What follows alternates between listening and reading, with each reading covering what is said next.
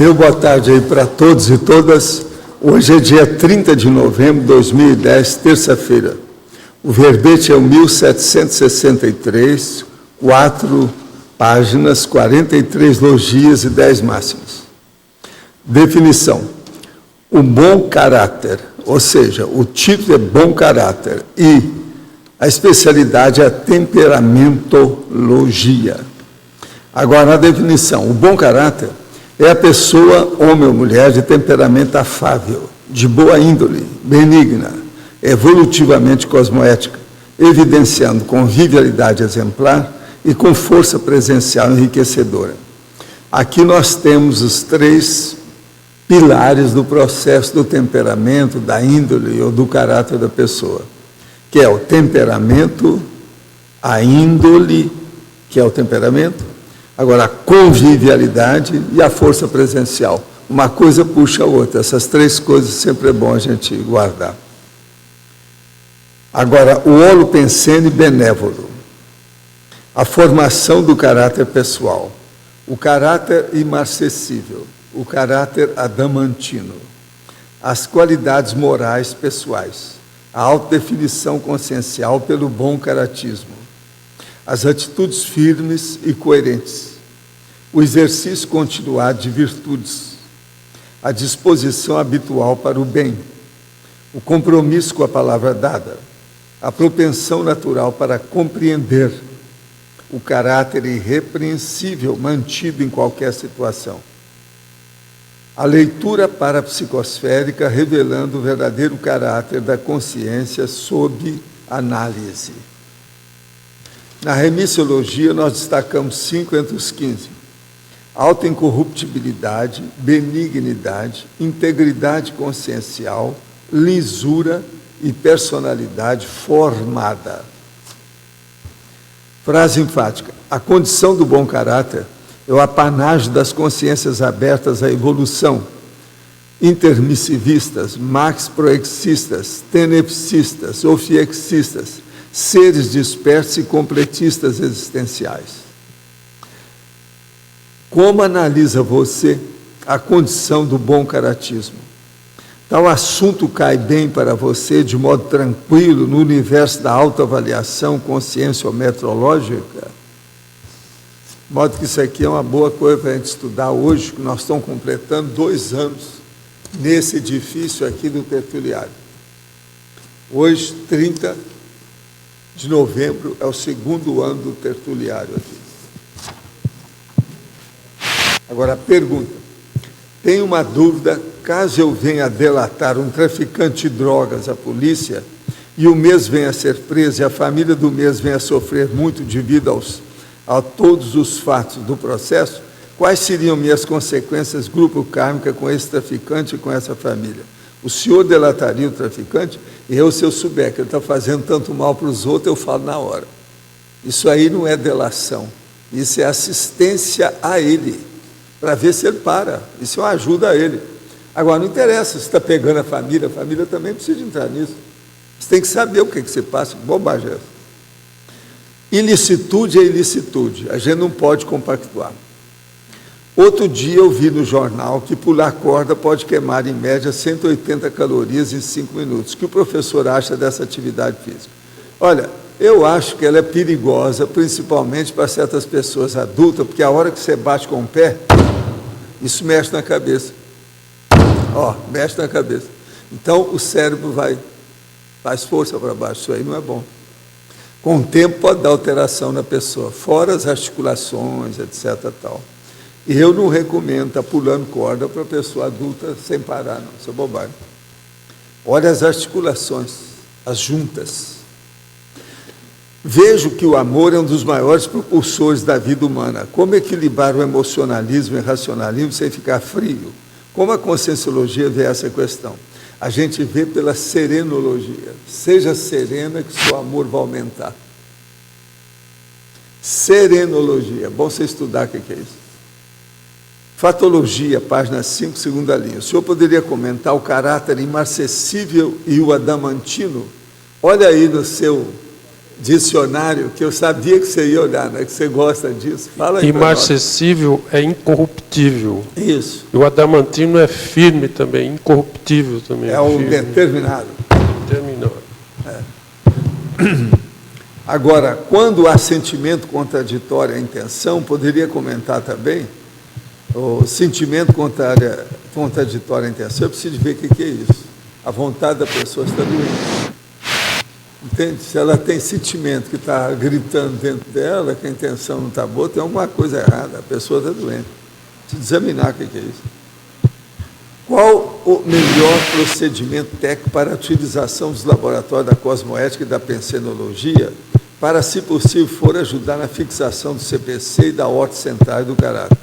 É levar para o laboratório os dados que a pessoa já tem do CPC e procurar ver nos kits que tem lá nos laboratórios o que é que pode ampliar os dados para apertar o código pessoal de cosmoética.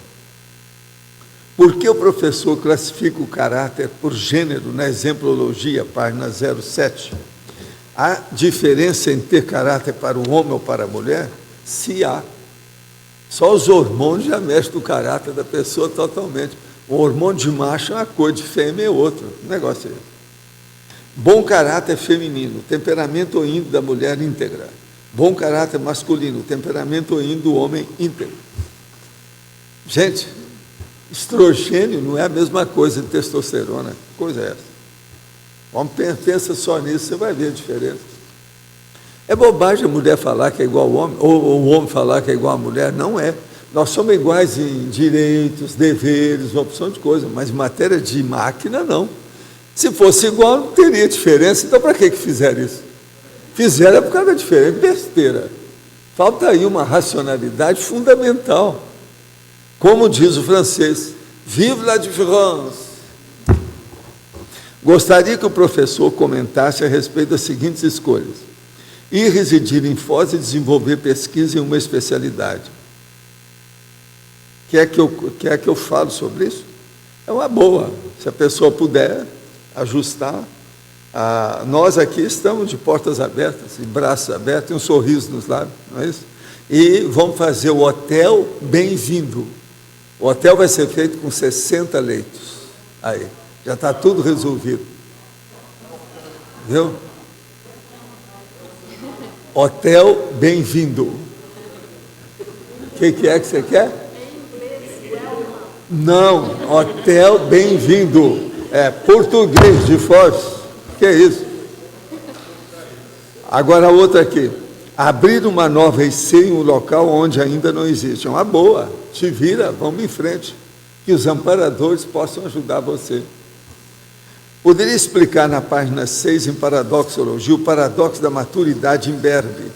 É aquela criança, por exemplo, que já vem com maturidade, e ela não tem nem barba ainda, o menino. Agora, a propósito, Juliana, eu posso falar uma coisa sobre você aqui? Puedo? Puedo ou não puedo? Posso? Então, eu vou explicar. Isso aí é bom para explicar aí o caso dela. Ali que está perguntando aí sobre essa maturidade imberbe. Eu vou falar agora de uma moça. Em 1998, uma mamãe estava assistindo meu evento e apareceu uma menininha de 13 anos, muito bonitinha, junto com ela. Então, a mãe volta lá com as coisas, aquele negócio todo. Na hora de ir embora, eu vi e falei assim, olha aqui, cuidado que essa menina aí fez curso intermissivo avançado. Agora, hoje, a menina é aquela lá. Passaram 12 anos, ela está aí. Ela chega para mim e fala assim, Valdo, eu tenho um problema, eu estou criando um problema de relacionamento, meu ciclo de relações sociais. Eu não estou aguentando esse povo.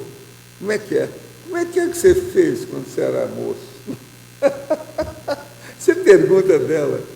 Agora veja, ela agora já está chegando aos 26 anos. Já está amadurecendo, né? A situação já tudo acalmou, né? O corpo já não, o cérebro não vai crescer mais, é daquele jeito que ela está. Então, ela está lendo a opção de coisa, já conhece muita conscienciologia, a situação toda. E ela está sem jeito, porque Vocês lembram que alguém perguntou aqui que estava acabando com os amigos todos? Não está ficando nada. Igual dela, não. Ela vê porque ela está vendo o que é que está errado. O problema é esse. E ela não está mais se aguentando dentro desse processo de convívio. Vocês estão entendendo? Isso é o curso intermissivo dela. Agora, confirmou. 12 anos depois, eu estava certo. Situação bem clara. E elas têm planos aí, altos planos, junto com o Igor, o negócio todo. Eles vão acabar vindo para cá. Se deixasse por conta dela, ela não sairia daqui mais. Mas o Igor ainda tem umas coisas para fazer em São Paulo, então não dá para vir ainda. Então vocês vejam, isso aí o que é? A maturidade imberbe da moça. Quer dizer, é a maturidade antecipada da jovem. Vocês estão entendendo como é que é o negócio? Agora veja, eu vi a situação em 98, fazem 12 anos. Ela tinha 13 anos quando isso. Outra coisa, ela não esqueceu, porque ela veio e repetiu para mim isso tudo ali. Ela não esqueceu do fato. Então, vocês estão entendendo o que eu quero dizer? A maturidade imberbe é a maturidade da Sinvex. Por exemplo, aquela moça, aquela menina que chega aí 9, 10 anos e quer fazer laboratório, com aquele negócio todo, isso tudo é maturidade imberbe. Agora, gente, eu queria falar uma coisa muito séria aqui para vocês. É sobre o próximo dia 17, dia 18 e dia 19 de dezembro. Vai ter o 19º Congraçamento Conscienciológico. É Olo Summer, quer dizer, é um verão total, integral. Olo Summer, arranjar isso aqui. Cognops, um lugar para se conhecer. Congraçamento em novo formato. A Cognops inicia um novo patamar em termos de convivialidade e interação com a comunidade. Sua energia é bem-vinda nessa Max ProEx grupal. Instalação da Cognops Foz, não perca. Sexta-feira, 19 de dezembro. Lançamento do livro JK, espetáculo de mímica com Everton Ferri. Lançamento da Ágora Cognopolita com maquete. Lançamento da Pedra Fundamental do Conselho dos 500, coquetel gratuito, olha, está para você, aula de dança de salão, show musical Cognopolita. Agora no sábado, isso foi na sexta-feira, agora no sábado, 18 de dezembro, feira Cognopolita, Biocan especial na Via Forestales, primeiro encontro do Colégio Invisível de Conviviologia, painéis das ICs, exposição do plano diretor, show musical com Magnum e imersão do Cosmos. Agora, domingo, dia 19 de dezembro, dinâmica energossomática, primeiro encontro do SIC e debate, a conviviologia, a Max ProEx grupal, mediação, Colégio Invisível da Conviviologia e convidados especiais. Encerramento do evento, Cineclube Especial com filme Ágora. Tá certo? Vocês lembram o que é o filme Ágora? Eles já não passaram esse filme lá? Já passaram. Agora, evento gratuito e aberto à comunidade. Loche, você já deve ter uma cadeira cativa lá. Cognops Foz, um lugar para se conhecer. Está o máximo isso aqui, ó. Está muito bacaninha a apresentação do trabalho, tudo isso, alto nível. Aquele que não aparecer lá é mulher do padre, tá certo? Eu vou marcar esse negócio seriamente. Eu vou aparecer lá, é lógico, eu e o nosso. Tá? Agora, ó, eu estou vendo que a Carla está ali. Carla, você tem até amanhã para entregar o seu verbete, porque senão vai ter comigo. Tá certo? Era mais uma que a gente tinha que falar aqui, na frente de todo mundo, para ver se o negócio... Por enquanto é só essa, né? Vamos ver se aparece mais gente aí.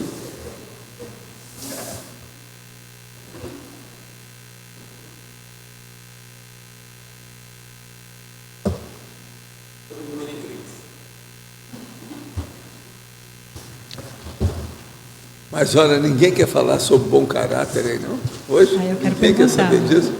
Só tem mau caráter aí? Que negócio é? Como é que é? Ninguém quer falar sobre bom caráter? É? Esse negócio é sério. Valdo. Não pode falar, pega ladrão aí hoje. No antagonismologia, na página 6, você pode explicar o antagonismo bom caratismo e ingenuidade?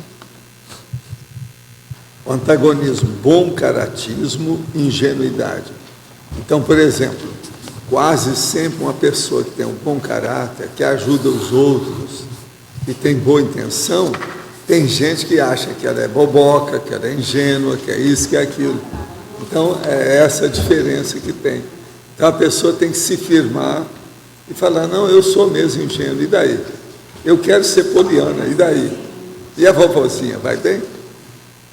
Não, porque nem todo ingênuo tem bom caráter também, né, Valdo? Isso que eu tinha pensado Não é que você assim, tinha feito. Vamos devagar com a dor. Né? Tá certo. O que mais? Valdo, o efeitologia é o último, é mais para aprofundar. Os efeitos da base paragenética cosmoética na incorrupção do caráter perante a mesologia diversa. Isso aí é o seguinte, veja bem, uma paragenética cosmoética, ela mantém a incorrupção, que é o processo daquele temperamento que você falou aí. Temperamento imarcessível. Imarcessível, caráter imarcessível. Não é esse que é o seu? Imarcessível é incorruptível. Pois é, Agora, é justamente isso aqui. Significa que a pessoa já vem Pois é. Agora veja, na incorrupção, incorruptível. Agora, do caráter perante a mesologia diversa. Então a pessoa está lá dentro, mas ela não se deixou corromper. Ela nasce Por exemplo, uma coisa muito difícil para isso é a pessoa viver em Brasília. Ou naquela Não é mesmo? a favela do Alemão lá, também nasce lá. E Sei não, mas lá já era o Estado paralelo. Eles estão acabando com o Estado paralelo do Rio. A situação é essa. Agora, impressionante é 350 motocas. Isso é impressionante. Como roubaram motoca? Agora, eles não tinham mais, então, ambiente, né? 350. Eles estocaram, quer dizer que o roubo ultrapassou a necessidade. A oferta foi superior à procura, à demanda. Né? Pois é, mas mesmo assim, 350, se fosse 20, tudo bem, mas 350? Tá. Quer dizer, eles eram péssimos comerciantes, esses traficantes. Péssimos. Eles não tiveram aula de comercialização. E quer hoje, dizer, um roubo que não tem finalidade, besteira é essa. Hoje já tinha indícios que tem um monte que está no esgoto, no fluvial. Eu vi. Uma pessoa com 1,70 m dá para andar em pé lá. O negócio não é fácil. A maioria fugiu por ali. Vocês olham bem se não apareceu gente na casa de vocês. Né? Valdo, sabe qual é o pior detalhe? É que aquilo ali foi feito pelas obras do PAC, do Plano de Aceleração Eles deram dinheiro para os próprios funcionários que estão fazendo as melhorias. Fizeram buraco lá. E eles fizeram alguns buraquinhos extras. Puxadinho, segundo a Isso é que é fugir. Isso é que é o puxadinho debaixo da terra. Essa é ótima. Valdo, na página 6, na teoriologia, a teoria das interprisões, a última ali. A teoria das interprisões glucocármicas alertando sobre as consequências da corrupção do próprio caráter. O problema todo é a pessoa examinar onde é que ela tem o rabo preso dentro das interprisões glucocármicas, para ver o nível da qualificação do seu próprio temperamento, caráter, índole, a firmeza da pessoa perante as coisas. Então, isso alerta a pessoa do que se passa, né? O que é que tem, o que está errado, o que está certo. É isso aí. Os banhos energéticos ficam adstritos à prática da mobilização de energia ou podemos senti-los no dia a dia, independente de fazer alguma manobra energética? Não, você pode sentir qualquer hora. Depende das suas companhias extrafísicas. Faço a pergunta pelo fato de, às vezes, sentir banhos energéticos quando faço ou penso coisas boas, ou quando faço uma espécie de retrospectiva de tertúlia passada, às quais assisti. Deixa eu te explicar. Uma pessoa pode ter um banho energético que o amparador passou para ele. Pode ser também um banho energético que o assediador que está dando para ele. Esse aí não é a mesma coisa, a energia não é igual. E pode ser um banho energético que a pessoa teve uma sensação que ela mesma detonou o processo de uma lembrança. Tem pessoa que sente um cheiro de perfume, lembra de alguma coisa de 3 décadas aí para trás. Ela tem um banho de energia, ela fica arrepiada, se altera toda.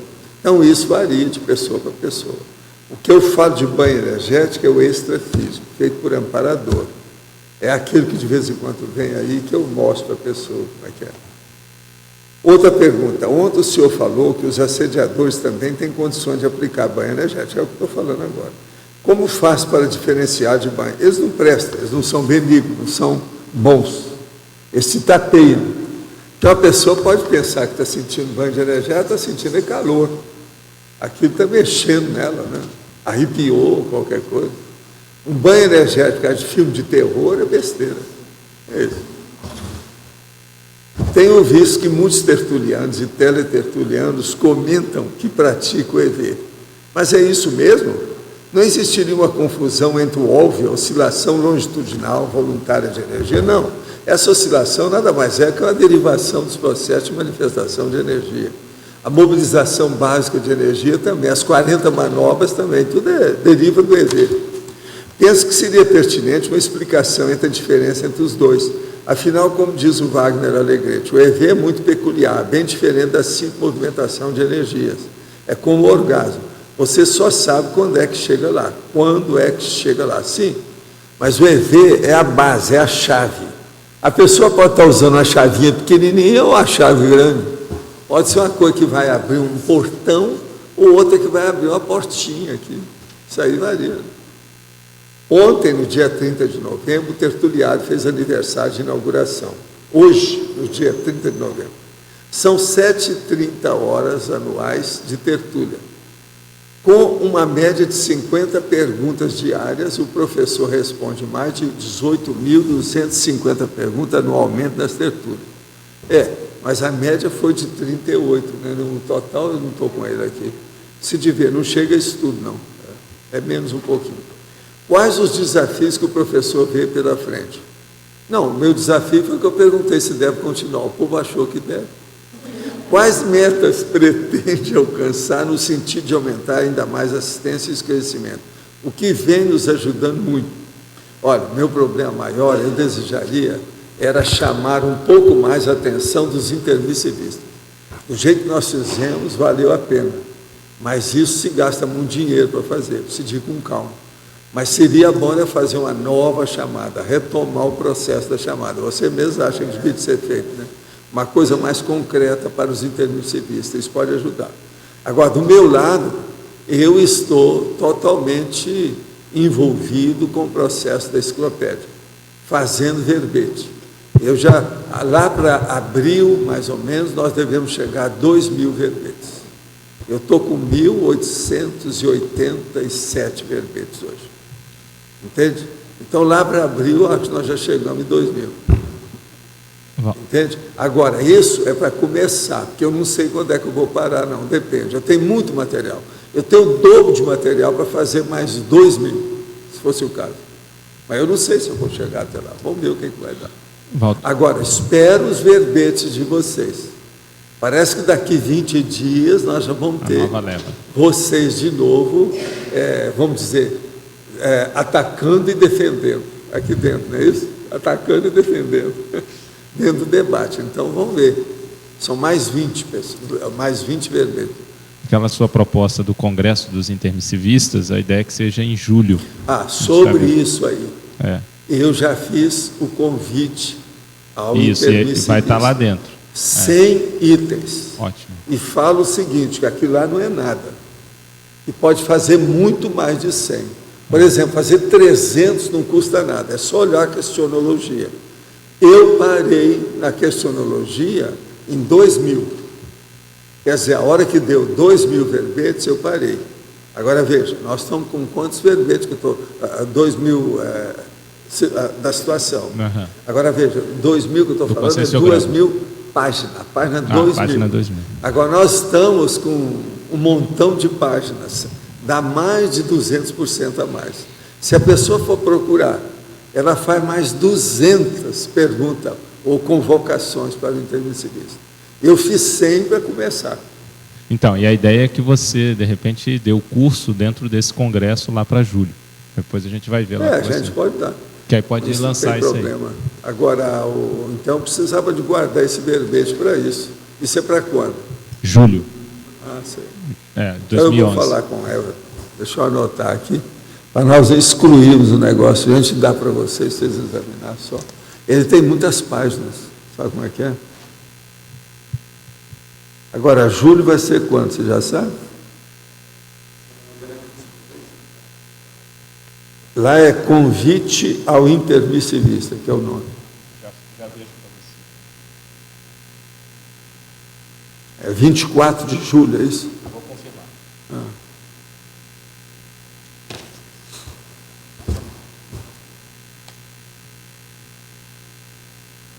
Me ajude a entender até que ponto uma pessoa pode ser generosa e solidária sem deixar os outros no comodismo.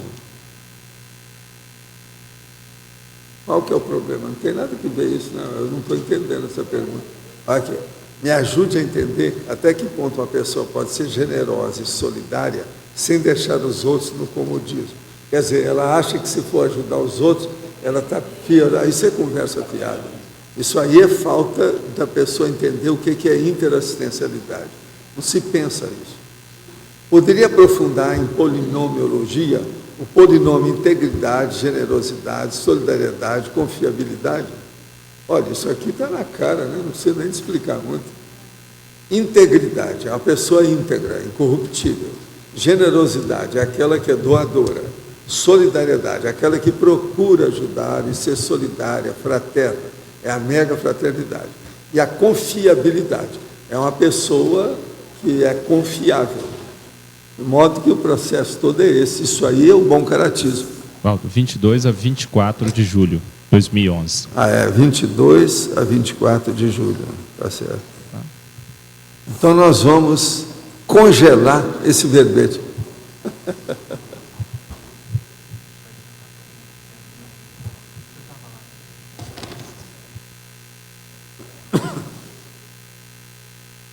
Agora, esse verbete é terrível.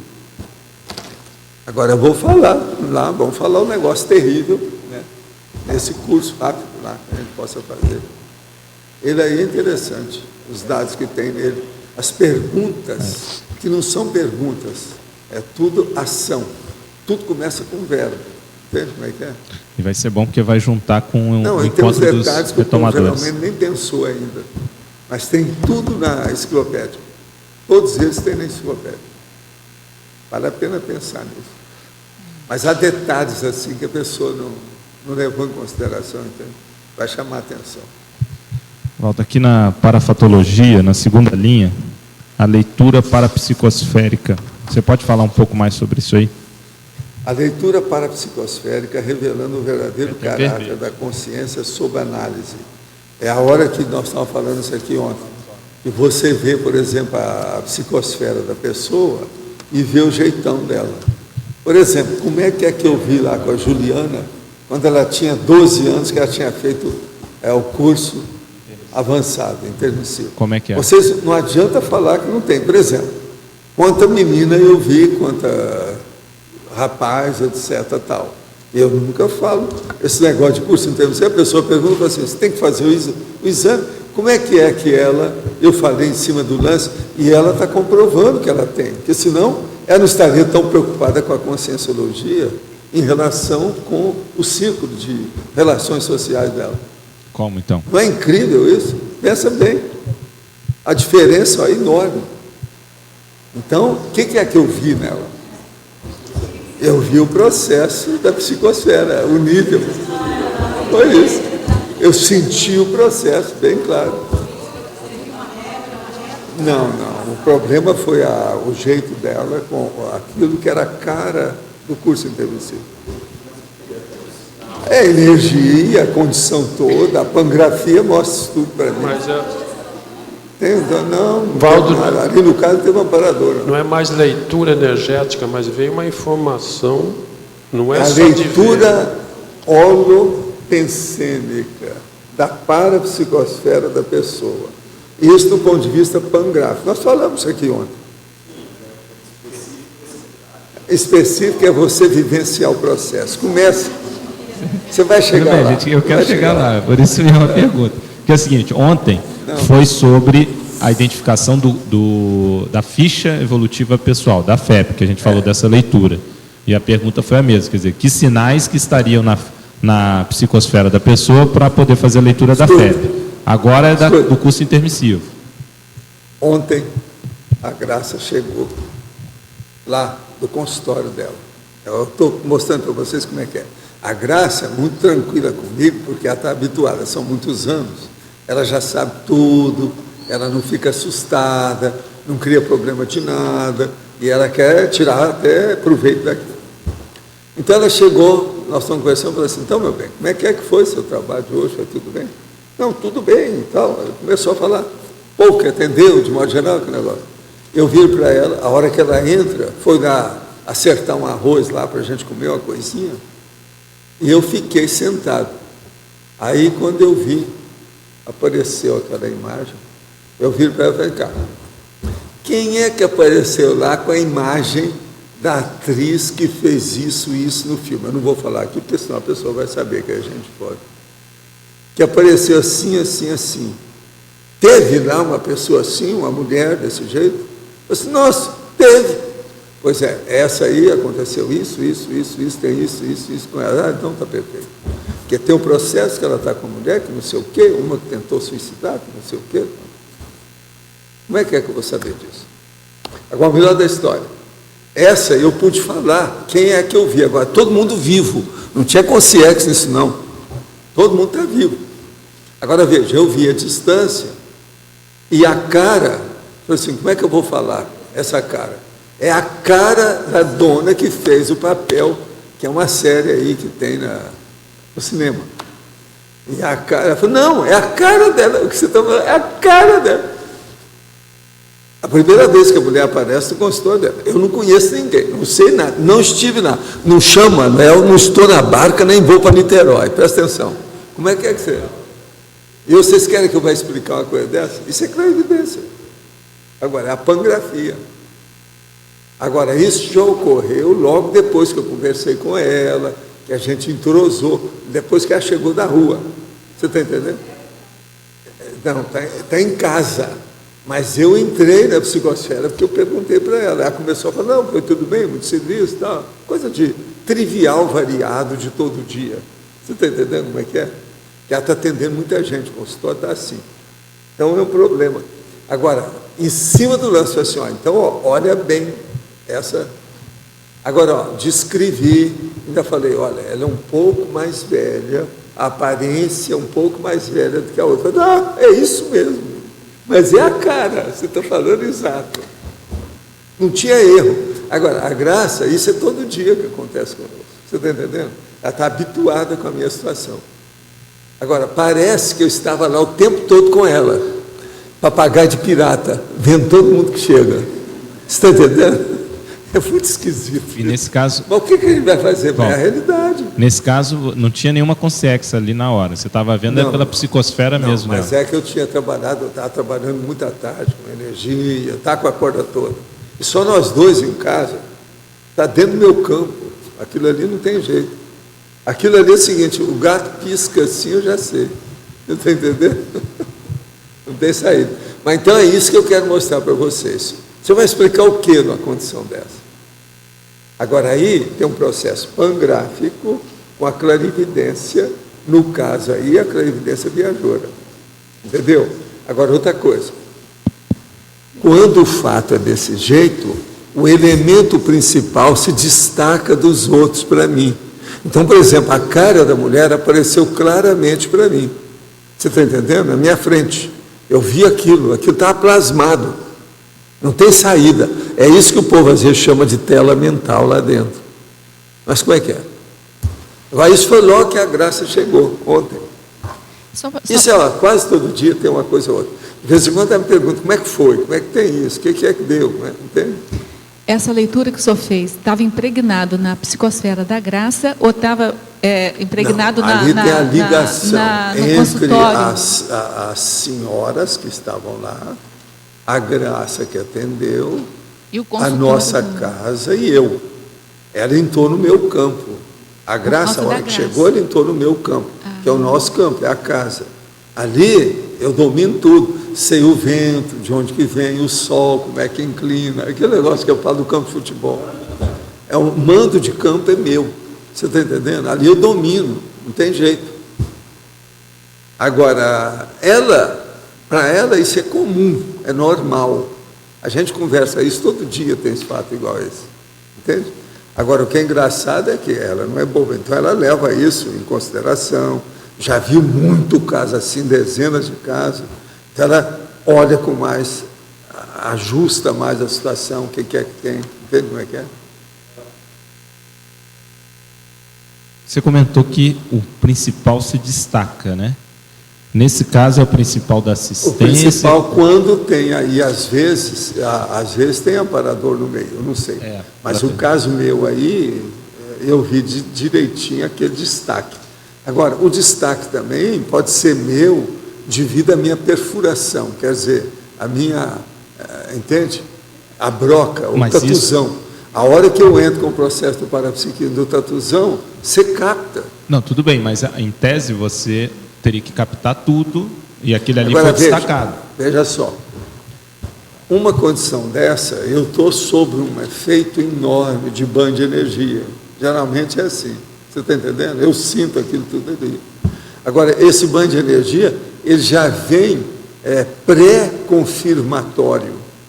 Ele vem antes, você está entendendo? Você já sabe como é que está. Não tem outra coisa. Eu, às vezes, falo isso para determinada pessoa, ela não admite. Eu sustento. Passo uma temporada e achei, não, eu estive examinando, você tem razão. Foi erro meu, eu interpretei errado. Tudo tem disso. Então, você já sabe o jeito que é. Então, o parapsiquismo é uma coisa braba. Pelo seguinte, você não precisa de óculos para enxergar. Os para-rós não usam óculos. Então, não há processos artificiais. Se você limpou o aspecto cosmoético, não há interferência artificiosa na história. Você entendeu ou não?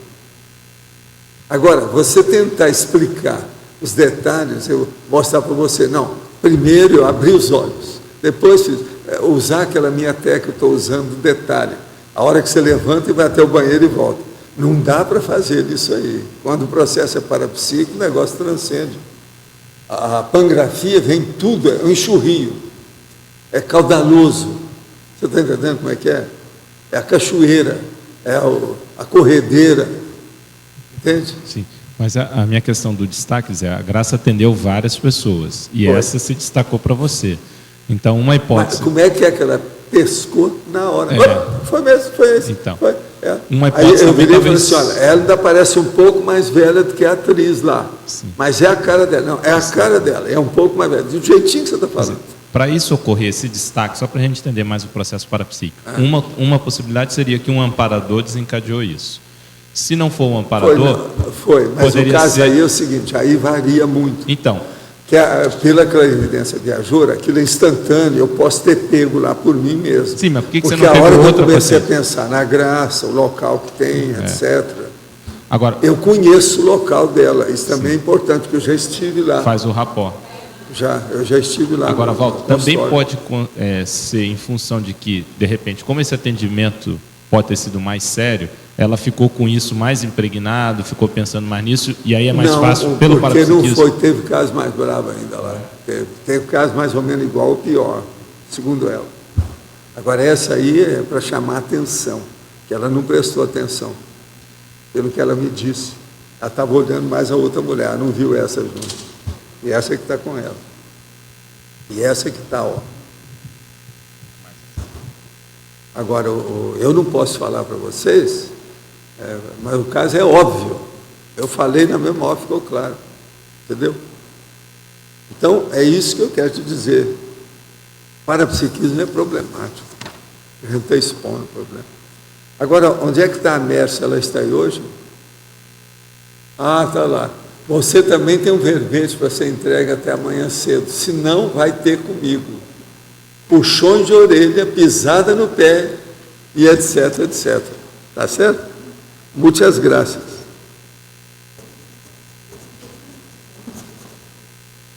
Eu acho que nós já temos agora menos de 20, hein? Estamos chegando lá. Pouco a pouco eu quero ver isso. Gente, nós temos aí 20 dias para chegar lá. Né? Como é que fica? Mas voltando ao bom caráter aí, isso aí eu sei que é um assunto que vocês não se interessam muito, porque vocês já superaram esse nível. Não é assim, ó, Pilar? É isso? É. Não precisa de estudar isso mais, é isso? Professor, aqui em Tecnologia, na página 6, o senhor descreve as técnicas paradiplomáticas. O senhor pode falar assim sobre as quais o senhor mais usa, como é que funciona isso, em termos de paradiplomacia? As técnicas paradiplomáticas são aquelas que você usa, esses processos parapsíquicos, dentro da comunicologia e dentro da, vamos dizer, a convivialidade com as pessoas. Então, é a paradiplomacia. Por exemplo, vamos supor que eu encontro com essa senhora. Como é que eu vou agir? Eu que conheço o processo extrafísico dela. Você entende? Aí entra a paradiplomacia. Modo que eu vou fazer, sobre o que eu vou falar, como é que é a situação. Então, é a hora que você coloca as suas parapercepções funcionando no processo do convívio com a pessoa. É como se fosse, vamos dizer assim, boas maneiras utilizando essas informações. As paramaneiras. Maneira extrafísica. Avançadas. Esse é que é o caminho. É o jeito, né? A convivialidade. É a paraetologia, como eu já escrevi aí. E é a ciência da conduta, do comportamento. A etologia, no caso. Você entendeu, né? Tudo agora é uma técnica, é a paratécnica. Agora, com o tempo, a gente vai ficando mais vivo nisso tudo. E acontece muitos fatos, você começa a aplicar tudo isso no dia a dia. Não tem jeito. Agora, por exemplo, isso que eu estou falando aí com o Loche, sobre esse caso de clarividência, igual de ontem, isso é comum. Fica banal com o tempo, vulgar, entende? É de todo dia. Você vai indo, você capta. Por isso que eu falo, por exemplo, a tendência de vocês todos vai chegar nesse nível aí, para que o seu holopensene sintetize, ou, no caso aí, ele capta os holopensenes around, quer dizer, em torno. Então, o entorno do seu processo holopensene, ele fica praticamente, vamos dizer, visualizado por você. Então, chegou perto é fácil, o vizinho é fácil. Tudo que tem uma certa proximidade ou contiguidade fica mais fácil para a percepção parapsíquica. Agora, eu penso que a maioria aqui vai ficar com isso nessas próximas vidas cada vez mais. Vocês vão ficar mais. Entende? Esse é o caminho.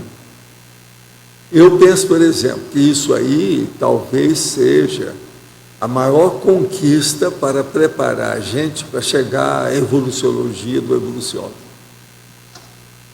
Sem isso é muito difícil. Por quê? O evoluciólogo, na verdade, é o paraetólogo, 100%. Ele é que conhece mais o processo de convivialidade, a parasociologia, a comunicologia, do ponto de vista da personalidade, do caráter da personalidade, do temperamento. Então, veja, com o parapsiquismo isso fica mais agudo. Você consegue fazer maiores percepções. Tudo aumenta. A coisa muda. Você está entendendo o nível disso? É impressionante pensar por aí. É a pessoa plural. É aquela que é composta. Agora veja, é aí que se cria a personalidade raríssima, a amizade raríssima, a personalidade inesquecível que o povo fala, aquele que tinha uma sessão nas seleções do Reader Digest, meu tipo inesquecível, entende? É justamente isso. A pessoa tem que ver. Agora, isso é que dá o que na ciência se chama da singularidade. Por exemplo, a hora que a singularidade é muito grande, aí a consciência evita, ela mascara, ela camufla, ela disfarça, que é o serenão. Entende? Morar no centro da cidade, com óleo pensene pesado, drogas, casas de prostituição, o senhor acha que é melhor mudar para um bairro mais calmo? O senhor indica algum lugar com bom óleo pensene em Curitiba? Está danado, hein? Está danado, hein? É Foz do Iguaçu. E Cognópolis, né? Já fiz o curso CPC e até hoje não consegui me projetar lucidamente com êxito. Ocorre o seguinte, sempre quando vou projetar, sinto que há consciência ao redor que não me deixam projetar. Fui atacado 3 vezes extrafisicamente. Já exteriorizei energia para afastar os assediadores, mas eles não saem, não tem jeito. Eles me atacam vindo para cima de mim em forma de fumaça ou psicossoma, até eu voltar para o corpo. Estou com muita raiva, porque creio que isso é direito meu, e eles estão interferindo. O que fazer? Primeiro, acabar com a raiva. Enquanto você estiver com raiva, você não consegue ficar livre deles. Estou ficando desacreditado da conscienciologia por causa disso. Então fica, e vai para a baratosfera direto. Não precisa nem de crachá, nem de, vamos dizer, não, nem de passaporte, nem de cédula de identidade. Você vai direto, vai de cabeça, como diz o povo que gosta, ponta cabeça. Não é isso? Deixa de bobagem, insista no processo, usa o EV, deixa de bobagem. Agora, se você quiser ficar desacreditado, pensa bem, baratosfera para mais um, olha só, o que vai acontecer. Gostaria de saber se poderia ser anticosmoético ou não, o encontro fora do corpo entre pessoas comprometidas nessa dimensão, com vistas a um romance extrafísico. Robert Monroe fala sobre isso, dizendo que se encontrava fora do corpo com mulheres e que inicialmente ficara achando que estava sendo infiel à sua mulher, mas que depois passou a não mais se preocupar com isso, achando normal. Qual a sua opinião? Isso aí chama Congressos Sutiles. Olha meu livro, Projeciologia. Isso é baratosférico. O Robert Monroe não entendia, ele não era do nosso métier, ele não era do riscado. Então, tem muita tolice lá na história, mas ele ajudou muito a questão da projeção. Muitas vezes temos que lidar compulsoriamente com pessoas de mau caráter. O pior é quando essas pessoas estão em nível hierárquico no trabalho, por exemplo, e não podemos nos contrapor. O que fazer nesses casos de convívio com pessoas anticosmoéticas? Como podemos ajudar essas consciências? E quando essas pessoas estão dentro da nossa família? Olha, exterioriza energia e abençoe. Tudo isso você está aí para ver se melhora o grupo karma. Isso é interprisão grupo kármica sua. Vê o que você faz. Dê exemplo de bom caráter. Estou querendo elaborar uma rotina útil e energética, considerando a vontade e a disciplina. O senhor tem alguma técnica para que eu possa aprofundar como fazer?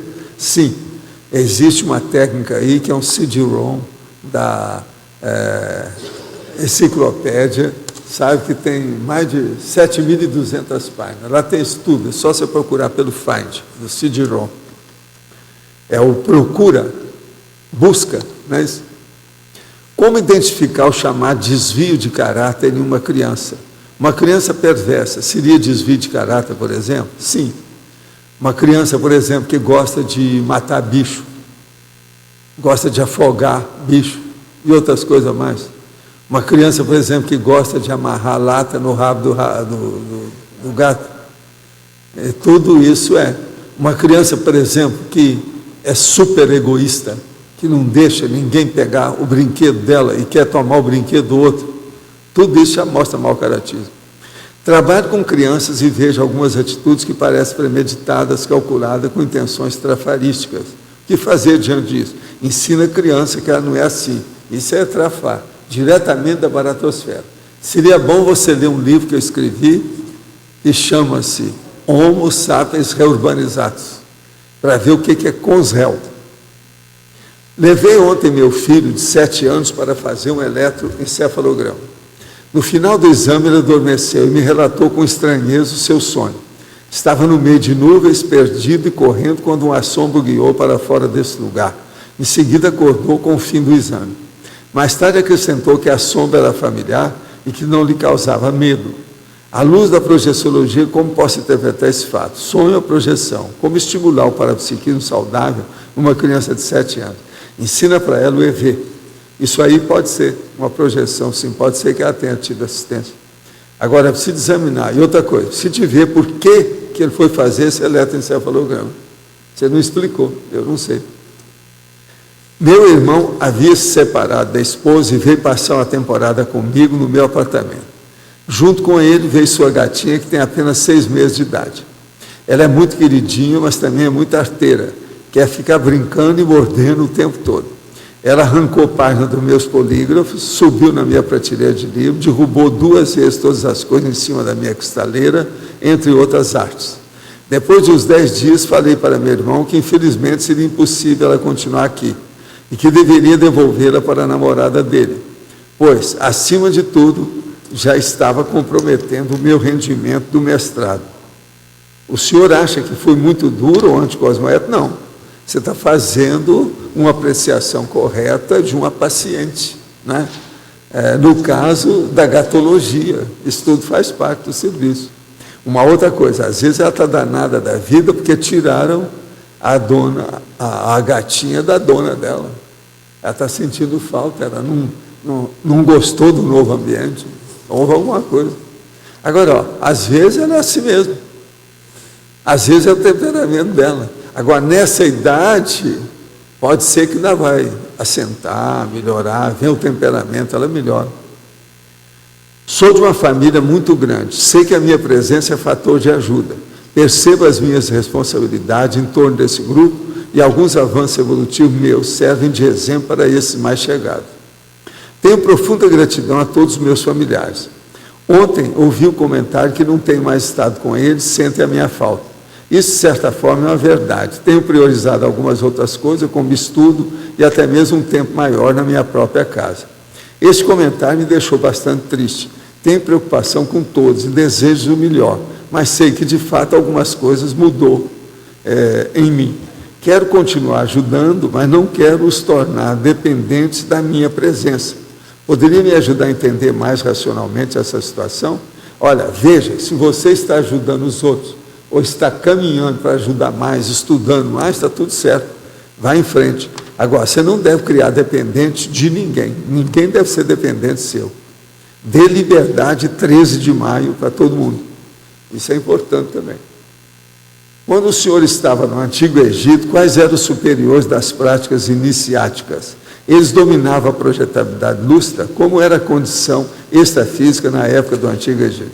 Olha, o problema que a gente via lá é que eles tinham uma série de, vamos dizer, entendimento de certos processos extrafísicos. Mas havia também um teor muito grande de superstição, de coisas furadas, esse processo de mitos, de tudo quanto é jeito.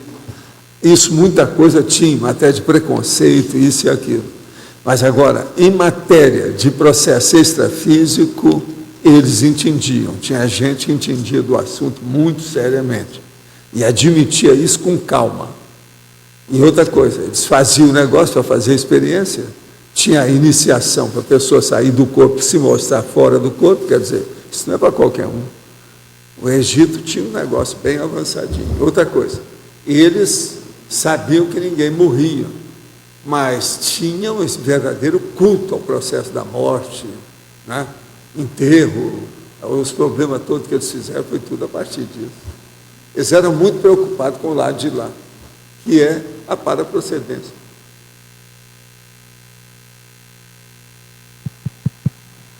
Valdo, aqui, letra B, de bola. A temperamentologia, essa especialidade que você classificou o verbete, que equivale à etologia? Ecologia? Etologia. Até um certo ponto, mas não é bem isso, né? Por isso é que você está Ego usando. é uma coisa, temperamento é outra. Ego é a personalidade em si. Mas não é egologia, não. Agora, É temperamento etologia. é o caráter, é a índole, a tendência. Não, é etologia, Valdo. Etologia. Com T, tatu. Etologia. Também não. Etologia é a ciência do comportamento. Não tem nada a ver com temperamento. Temperamento está lá dentro também. Está dentro, né? Entende? Nem egologia, nem ecologia. Tá, essa aí eu sei. Tá bom. Comportamento social, etologia. Mas é o comportamento de modo geral. Eu digo para você, a hora que sai não é a paretologia, extrafisicamente, na Comunex de onde você veio, aquela boa, sua. Aquela boa, a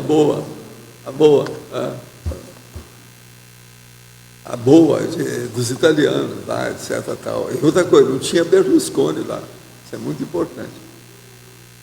Né? Alto nível.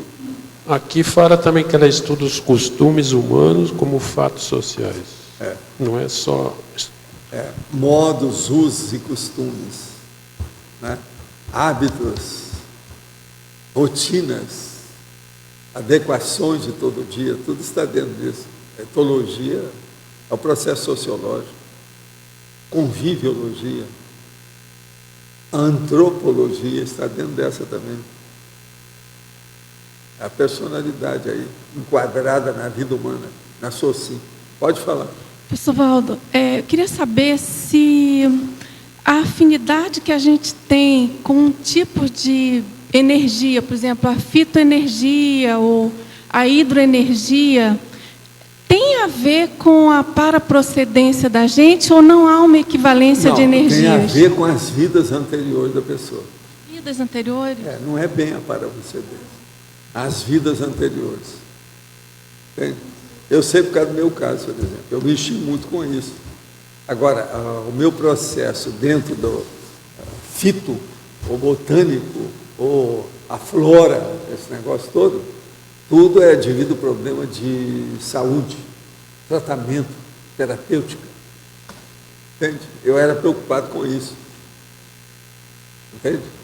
Então, com isso, você admira muito o processo da natureza, as coisas todas. Eu, se deixasse, eu desejaria estudar e ler debaixo das árvores, etc. De vez em quando dá vontade de ir ali para o jardim, coloco uma cadeira lá debaixo, eu fico debaixo da sombra dos troços todos. A minha tia, por exemplo, na minha infância, ela fez um negócio que eu adorava, que era o caramanchão. Agora, o caramanchão era feito daquelas sapê, você está entendendo? Que cobria aquela casa enorme, como se fosse um barracão feito de sapê. E isso, depois ela plantou centenas de laranjeiras, está entendendo? Então fez uma chácara enorme. Aquilo era o meu ambiente. Agora, o melhor da história, lá pelas tantas, ela arranjou uns coatis. Ela criava coati lá no meio. Coati. Esse que tem aqui. Você está entendendo? Ela tinha em casa. Agora, o coati é problemático, ele estraga, mexe com tudo. Mas ela tinha muito amor pelos coatis. Isso lá dentro da chácara. Entendeu? Agora, no seu caso, o senhor está falando dessa relação direta com a questão das ervas medicinais, não é? É isso? Não, e o processo da energia. Eu, por exemplo, desde pequeno, me sentia muito bem com o processo no verde, na mata. Sempre que eu podia, eu saía da cidade e ia para a mata. Agora, lá em Monte Carmelo, havia várias matas. Uma na frente, outra onde tinha a viragem do trem, da estrada de ferro, entende? Tinha outro que era um local que tinha uma mata junto desbarrancado. Foi aonde que houve um negócio que a jaguatirica fugiu do circo e todo mundo foi, um monte de gente foi atrás para pegar. Eu também fui para pegar a jaguatirica. E a gente foi nesse lugar do desbarrancado e ela a gente encontrou a jaguatirica no meio de uma lagoa. Tinha pequenas lagoas lá. Então, isso aí, eu me acostumei com isso na minha infância. Agora, na minha terra, lá não tinha outra coisa. Entende? O negócio era o mato mesmo, você fazia. Então, por exemplo, fazer casa em árvore, isso tudo a gente fazia. Na minha infância, era normal para a gente. Entende? E outra coisa, você arranjava uma árvore que você pudesse subir bem alto para poder ver a distância. Então, limpava os galhos lá para fazer aquilo, fazia um mirante. Isso tudo a gente fazia. E outra coisa também, a gente gostava de procurar o seriado que falasse de mata. Então tinha a deusa de Joba, esse negócio tudo é dessa época. Isso é tudo de 1930, lá vai fumaça. Entende? Agora, isso, com o tempo, eu vinha saber por quê. Eu me sentia bem no meio do mato. Eu digo para você, o que é que uma árvore pode fazer mal para você? Se não é a aroeira que vai te dar alergia, por exemplo, uma mangueira, o que ela pode fazer mal para você? Está difícil de se arranjar alguma coisa que ela faça mal. Ela só faz bem.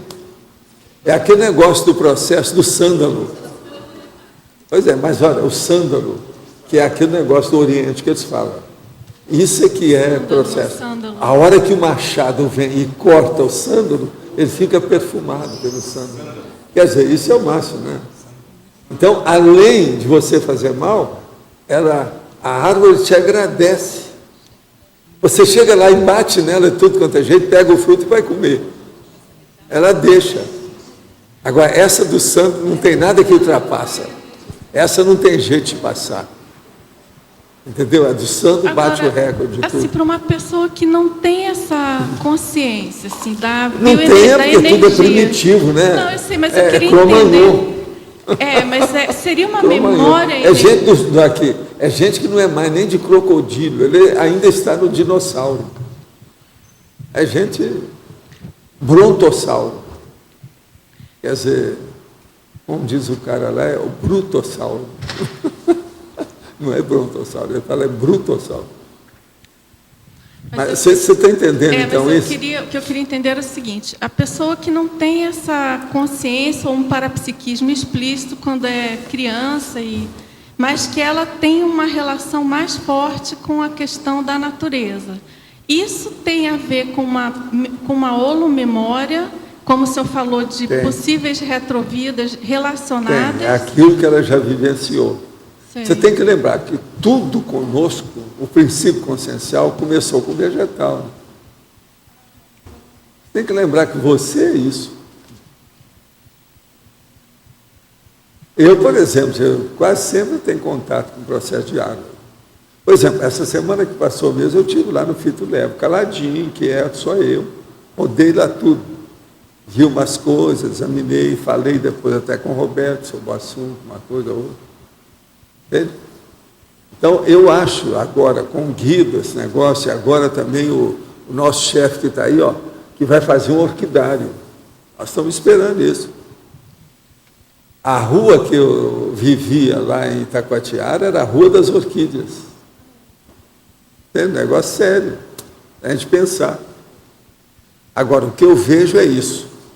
O povo precisa de conviver com a parte, sabe, vegetal, a botânica, para começar a sentir mais as energias. Você sabe que eu dava curso aqui no início aqui do CAEC, perante essa ave aí do IP, aquele negócio, para o povo sentir como é que era. Pois é. Estudo aí eu fiz aqui no início, para a pessoa ver como é que é. Mas agora, por exemplo, ali, do jeito que nós temos, é como se fosse um caramanchão, que a gente fez, o início da nossa casa ali, por exemplo, é um caramanchão aquilo ali. Agora, precisa de fazer essa cobertura, vinha até aqui, na entrada do tertuliário. O ideal seria que todo mundo aqui dentro andasse debaixo de cobertura.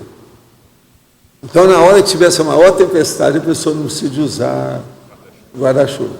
Isso é que seria ideal. Que é o contrário, por exemplo, da cidade do Canadá. É igual Toronto, aqueles negócios todos que todo mundo vive debaixo da terra. Nós aqui vamos viver em cima da terra, mas com cobertura. Entende? Que é mais ou menos a mesma coisa, só que tem que em cima da terra. Isso é outra coisa. Agora, eu penso que vocês precisam ter mais experiência com a natureza, com o verde. Não precisa de entrar no Partido Verde. O processo é participar do verde. Você comentou aí a sua questão com a afinidade com a hidroenergia, né? Você sempre fala do mar, que você tem afinidade, e comentou que você trabalhou com processos terapêuticos. Foi. Você fez um verbete há um tempo atrás que chama-se linha de abertura, né? Os caminhos se abrem, tem a ver até com a especialidade da pessoa e tal. Estou tentando fazer tem umas coisas também que eu já escrevi sobre trilha energética, lembra? Trilha energética. É baseado nisso também. Trilha energética. É bom examinar isso aí. Agora, gente, a energia botânica, eu fico bobo de ver como é que o povo não sente isso. Eu fico, desde pequeno, é surpreendente isso para mim. Entendeu? Como é que eles não sentem? Agora, por isso que eu já tive um negócio de efeito físico. Nós estávamos com uma turma e eles estudando o negócio do mato. A hora que eu senti aquele monte de energia, eu falei, não, espera, eles não estão sabendo para onde vai. Eu falei, não, espera que vai abrir um caminho. Quando eu vi, os troços fizeram assim, ó. Aí a turma passou, aquilo, meu chapa, fez um cartaz enorme para mim, mas em compensação, foi gente que estava com medo. Teve gente que não quis trabalhar mais comigo, não teve nada. Não, ele, de modo algum, isso aí, não pode, esse cara... Então eu já virei zumbi ou qualquer coisa, você está entendendo como é que é? Era um perigo. Vou abrir alas. Né? Walter, mas aí assim, o que determina a linha de abertura tem a ver também com a qualidade cosmoética com que se agiu naquela área específica? Tem. Quer dizer, não é só ela ter trabalhado tem aquilo que você fez. Na minha ficha, por exemplo, eu tenho muita coisa a favor. Agora, eu tenho a favor do verde, do mar. Isso. O mar, então, esse é o domínio. Então, é tanto que eu não mexo muito com o mar dessa vez. Você está entendendo? Que isso, não é para eu mexer. Eu estudei tudo antes de vir para cá. Você está entendendo? Antes de vir para cá não é quando eu saí de casa para vir para cá. Não. É antes de... Você está entendendo? Entendi, captei. O processo é esse. Eu estudei muito, então eu evito o processo de mar. Sim, mas eu não preciso de mexer. Você comentou o seu processo com as conchas, que você utilizou isso para se projetar, né? Isso facilitou. É uma loucura o processo de concha. Escuta, você quer coisa mais absurda do que essa? O cara, o grande cientista do National Geographic Magazine, ele está lá em Israel, em Eilat. Aí ele chega e fala assim, não, está me acontecendo umas coisas. Chega um cara que ouviu falar do que é que eu fazia e como é que eu era, nem me conhecia, pegou e deu endereço para ele, num cartão. Ele então me telefona de ir lá e fala assim, eu quero ir ao Brasil para ter uma entrevista com o senhor, posso ir? Eu falei assim, mas o que é que se trata? Não, está me acontecendo uns negócios aqui no mar, e me disseram que o senhor é especialista. Eu falei assim, olha, eu não tenho nenhum diploma, senão você vai fazer aí a viagem, vai chegar aqui e pensa que eu sou autodidata em tudo.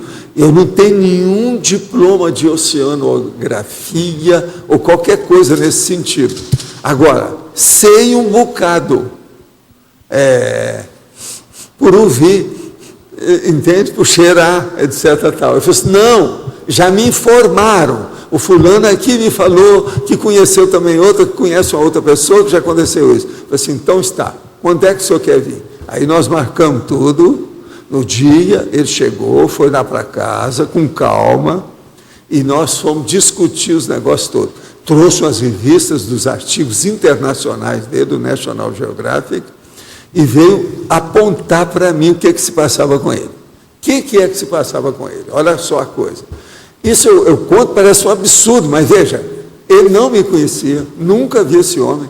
O cara sai de Israel, vem ao Rio de Janeiro só para conversar com ele, a gente trata uma entrevista só para isso. Ele chega e fala assim, o meu caso é o seguinte, eu quero que o senhor me dê uma solução ou encaminhamento. Eu vou fazer os meus mergulhos para estudar, quando eu estou num determinado lugar, vem aquela ideia na minha cabeça, que aquele tipo de espécie tem à esquerda que eu tenho que andar lá uns 100 metros que eu vou achar. E isso não pode ter, porque ali não é lugar de ter. Só pode ter aquilo nas ilhas, não sei o que é, na Terra, nunca descobri em outro lugar. Quer dizer, é como se fosse a expedição científica, essa do macaco, do primatologia, o cara vê isso debaixo da água. Agora ele vem, aí eu mostro para ele, explico o negócio do projeciologia, aponto os negócios todos como é que é, e o que ele vai fazer para melhorar. Para ele aperfeiçoar, entende? O processo para a percepção dele. Agora, é batatófito o negócio dele. Ele ficou todo entusiasmado, eu dei livro para ele. Durante algum tempo, ele sempre mandava para mim artigo. Na época do Natal, mandava cartão com um monte de coisa de lá, de Eilat, de todas as pesquisas que ele tinha. O nome dele é internacional, ele é conhecido. Você está entendendo? Tem muito artigo do negócio dele. Agora, ele veio ao Brasil só para isso. E eu, no fim, quando ele foi embora, eu perguntei para ele, vem cá, valeu a pena passar aí esses 2, 3 dias comigo, com a situação? Eu falei, não, valeu. Esclareceu uma opção de coisa. Começou a explicar o que é que tinha, como é que era. E ele teve mais confiança nele, porque ele já estava achando que ele estava ficando pirado. Está entendendo? Porque cientista, eletronáutico, judeu, presta atenção, Eilat, ele era o chefão do laboratório submarino de Eilat, na ocasião. Então, como é que ficava? Outra coisa, escrevendo os artigos, publicando tudo, inclusive esse que é popular, que é National Geographic. Então, você pensa bem o que é isso. Agora, você há de ver explicar para ele, fala assim, ó, faça a experiência que eu já fiz, essa de mumificar dentro da água a planta. Faça isso, você vai ver como é que é. Eu expliquei para ele um monte de coisa, ele anotou, levou tudo lá para ele. Não sei o que é que eles fizeram depois disso. Agora, que o homem tinha uma aura formidável, tinha. Você está entendendo? Eu examinei ele todo. Mostrei para ele o que era energia, como é que é a situação, que aquilo é que ampliava. E ele estava totalmente aberto, não tinha nenhuma bloqueio de energia, não tinha nada disso. Por isso que percebia tudo debaixo da água. Agora, ele, com isso, ele ampliava todas as pesquisas dele, as publicações, tudo isso. Era o máximo. Você está entendendo? Sim. Ele desce aí no lugar e descobre uma coisa que ninguém viu, que nem sabe que existe lá dentro. A sonda dele era... A ver com prática, palpável. Você está entendendo? A verdade relativa de ponta, palpável, concreta. Então você vê, o parapsiquismo já está na eletronáutica, eles nem... Tem, mas eles têm dificuldade, né? Não admitem ou não se dão conta, né? Agora, Valdo, você já comentou também de pessoas que têm relação com o mar, mas... O nome desse cientista é Friedman. Saman, geralmente é o judeu típico, Friedman. Mas o que é que você falou? Você já comentou que tem pessoas que têm relação com o mar, só que o saldo é negativo, né? É. E pessoas são os piratas, esse povo todo. Então, quer dizer, nessa questão da linha de abertura... Os escravagistas que fizeram comércio, a coisa toda. Então, isso que acho que é interessante, né? Quer dizer, você tem a quantidade de vidas que mexeu naquela área, mas também a qualidade cosmoética de como mexeu com aquilo, né? Você veja bem, lá no Rio, quando eu era o homem da bolha lá, eu saía do corpo e ficava em cima do oceano. Eu vinha com a corda toda. É como se eu tivesse recebido uma emissão de sangue. Não, uma recarga de sangue, uma transfusão violenta. Eu mudava na hora, em cima do oceano. Você comentou também agora, daquela... sempre é bom, depois da arrebentação, etc., mar alto. Você comentou daquela moça que você salvou também, que estava lá no iate e tal. Isso foi em Itaipu. Itaipu não é aqui, não. Itaipu lá no Rio, né? Vocês sabem onde é que é. Itaipu. Não, mas Itaipu mesmo. A praia de Itaipu chama Itaipu. Aquela que tem antes de Itacoatiara. Foi lá. É uma praia de pescadores, cheia de pescadores, bem primitiva, tal. Parece a ilha lá de Brocoió, a ilha de Paquetá. É cheio tem, no caso lá, é de pescador. Alguns intermissivistas, assim, principalmente na minha época, nasceram. Tem alguns intermissivistas que nasceram bem no interior, assim. Sim. Tem algum tipo de detalhe assim do temperamento para burilar e aí nasce no interior ou não tem relação? Não, a pessoa não nasce no interior só por causa de interior. Ela nasce devido ao processo da genética, né? E também qual é a fusão, vamos dizer assim, o convívio, a afinidade, o rapport que ela tem com aquele povo da genética. Isso às vezes vai para o interior. Agora, o interior às vezes também é como se fosse um escudo para defender a criança até ela crescer. O meu caso, por exemplo, no interior foi isso. Como é que você explica que eu vou nascendo lá em Monte Carmelo, uma cidadezinha pequenininha, fico lá até os 12 anos, saio e nunca mais volto? Eu li alguma coisa nos 700 experimentos, aí eu achava que tinha a ver com o temperamento da pessoa, por isso ela era colocada lá. Temperamento, isso aí influi. Mas agora, aí influi também o que a pessoa veio fazer. O que é que o interior significa para ela naquela condição. Realmente é uma conjuntura, né? Tem a genética, tem que examinar o povo dali. Quais são os fatores que convergem aí no caso. Entende? Agora, por exemplo, a minha infância, com todas essas tragédias, milhões de coisas e tal, para mim, eu não posso reclamar, ela não foi assim tão ruim. É porque assim, o meio altera, o meio interfere, né, no temperamento, até no cérebro da pessoa. Assim, por isso que eu fiquei pensando que aí a pessoa nascer no interior deveria ter algum problema de temperamento que teria que mexer exatamente no interior, mas não é por aí. Pois é, tem uma série de condições. Agora, uma coisa a gente nota, as necessidades, as carências são muito maiores no interior. A minha terra, por exemplo, não foi uma fazenda que eu nasci, a gente ia fazenda uma ou outra, mas eu não nasci lá, eu não me criei em fazenda, foi na cidade. Mas o comércio, quer dizer, era muito primitivo demais. O povo amarrava cavalo e as éguas, igual no faroeste, quando chegava. Você está entendendo? Daquele jeito. Outra coisa, carro era um ou outro quando aparecia. Tinha o Ford Bigode lá, que era o máximo, né, daqueles Ford 28, você está entendendo? Que era o táxi da cidade, o único que havia na redondeza toda. De vez em quando ele encancava, tinha que empurrar aquele negócio todo. Outra coisa, tudo na base da manivela. Isso era a situação. Outra coisa, a estrada, quando começavam as chuvas, pronto. Todo mundo já levava os alicates para cortar fio, para poder invadir a terra do outro, porque não dava para se seguir. Entende? Fazer aqueles buracos, aquele lodaçal, se entrasse lá, o carro ficava. Então, a situação era muito primitiva mesmo. Agora, o que eu acho mais primitivo foi isso não. Por exemplo, na minha infância, o que me abalou mais era o povo que morria. Tantos meus colegas que morriam por doença, como os outros que às vezes suicidavam. O outro que teve um acidente grande, acabou morrendo. Você está entendendo? Tudo. Você criava um amigo, estava lá com ele, daí a pouco eu falei, o fulano morreu. Aquilo é um abalo, né, para a criança, o negócio todo, é um negócio. Sumia o povo todo.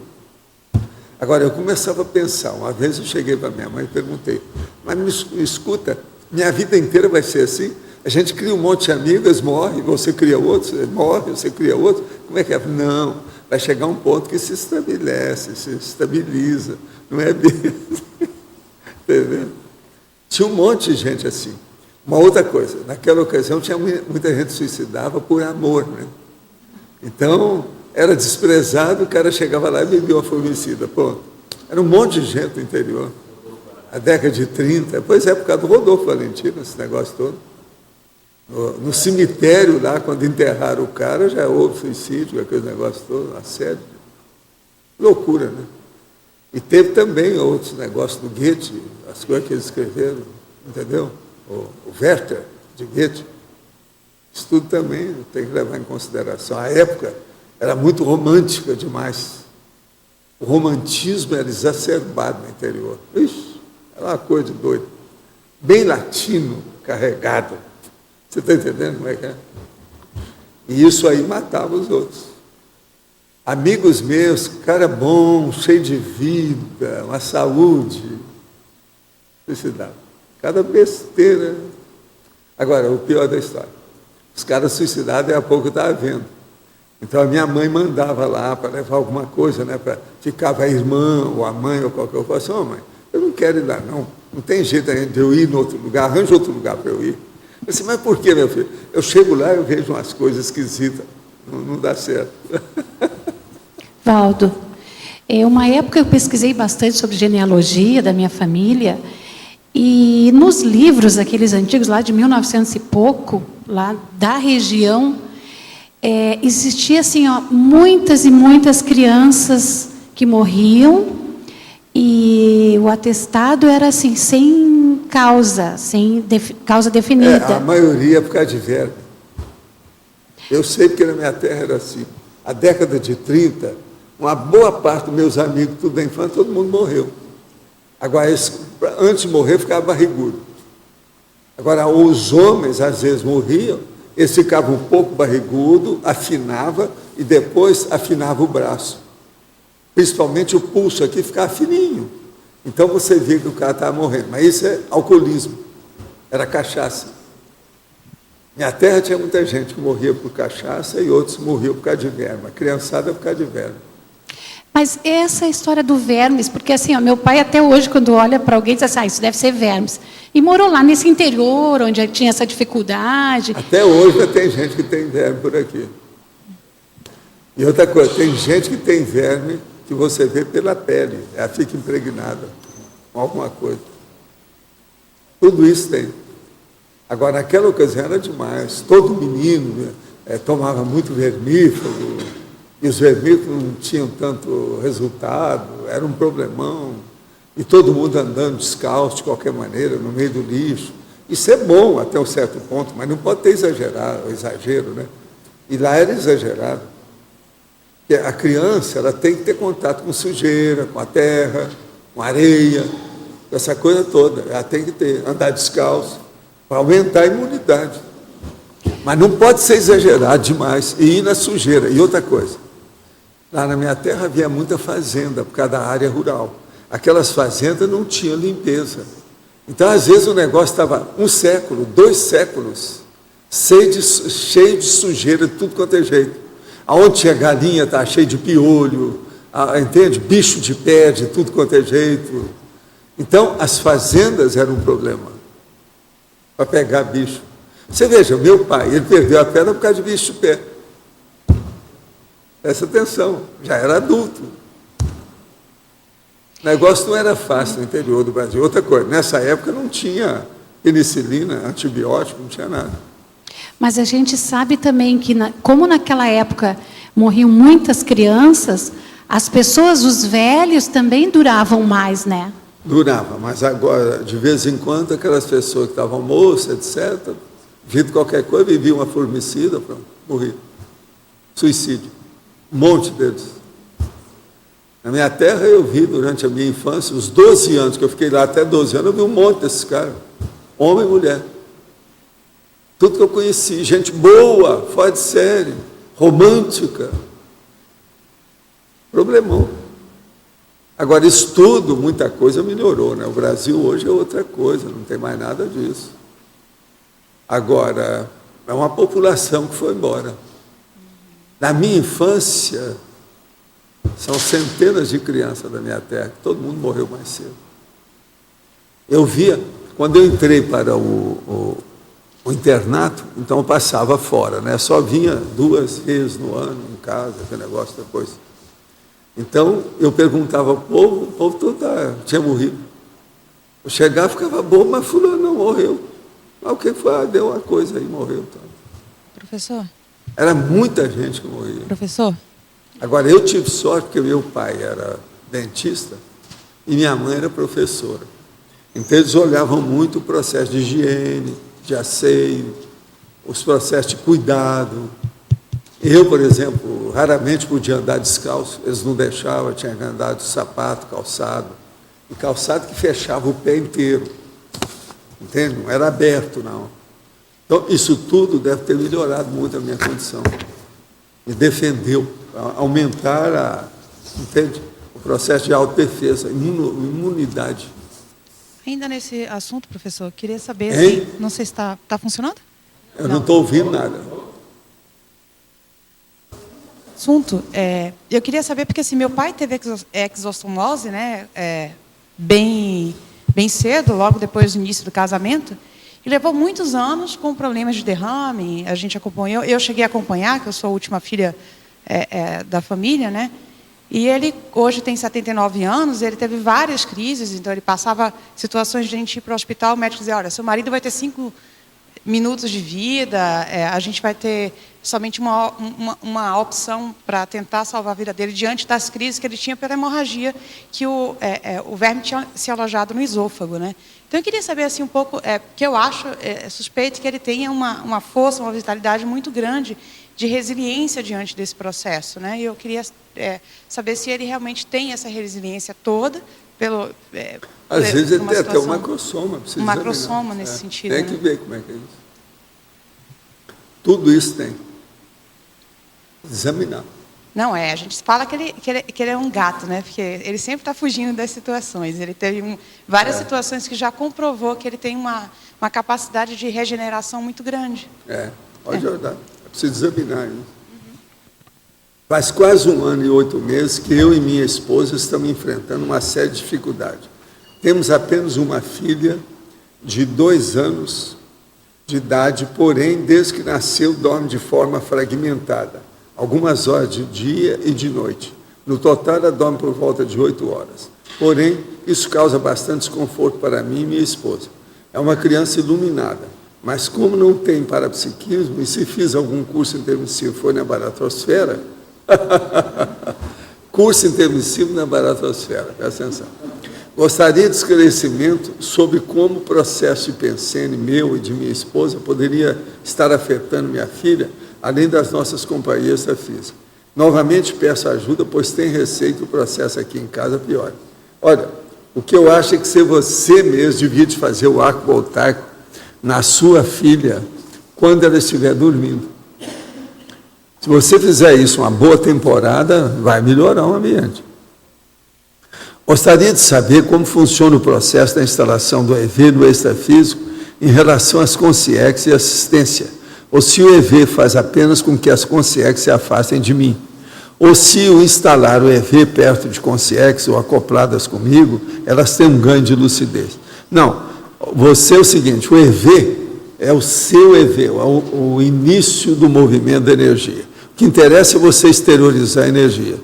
Exterioriza que você ajuda todo mundo na questão. Se a energia é boa, sua intenção é boa, isso vai ajudar.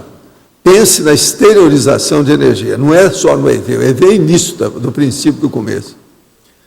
Fui fazer uma sessão de reiki e cromoterapia quando em determinado momento estava em outro lugar. Senti muito forte o cheiro das águas, pois tinha um rio e muitas árvores, a minha aparência era diferente, mais nova. Depois fui para outro local, onde muitas pessoas de branco, uma delas me chamou e colocou a mão na minha cabeça. De repente saí e fiquei como se estivesse espiralando, rodando toda de branco.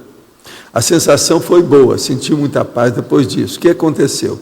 Pode ser que você saiu do corpo com lucidez. Olha meu livro que chama Projeciologia, vê o que é que você acha lá dentro. Ontem o senhor disse que quando acontece o frio em torno do fenômeno energético, trata-se de fato de ectoplasmia. No entanto, o que acontece comigo não causa frio, ao contrário, esquenta as minhas mãos. Raras foram as vezes que meus chakras palmares ficaram frios.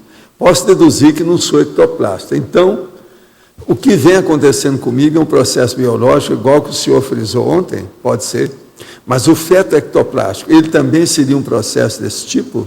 Não, o feto, ele mexe na situação, mas é preciso de ver. Quando tem, ele não tem um processo quente, não, ele é frio. A tendência dele é essa. Agora, é bom você analisar isso tudo e trabalhar com EV.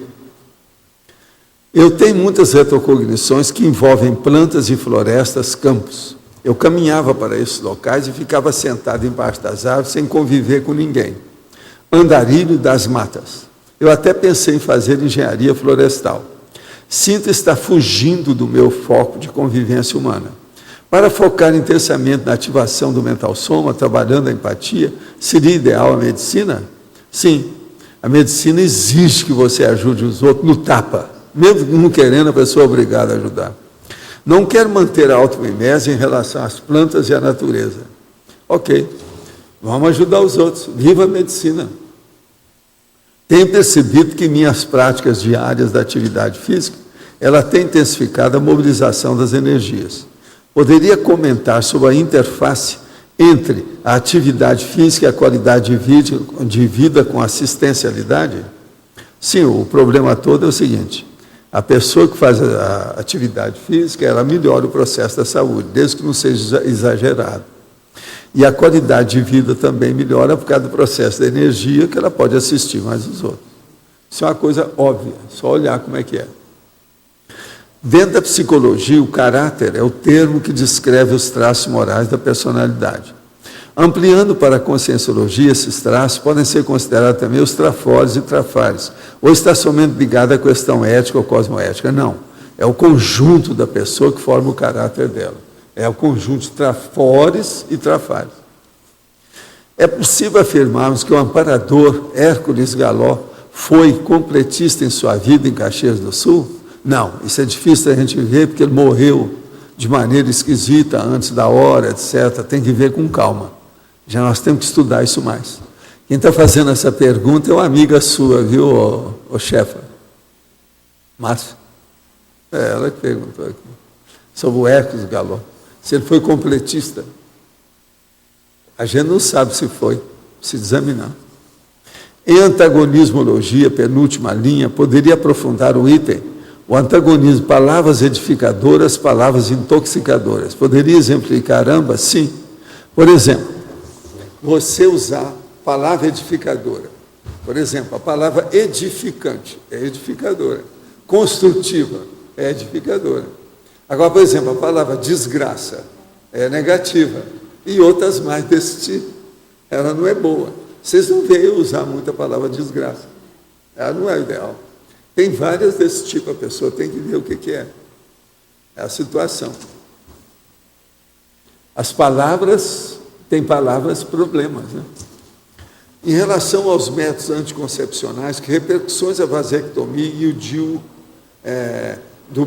de progesterona e não de cobre pode vir a ter para a pessoa que se utilizou dos mesmos, com o objetivo de controle da natalidade realmente, e não com o objetivo de liberação sexual sem responsabilidade.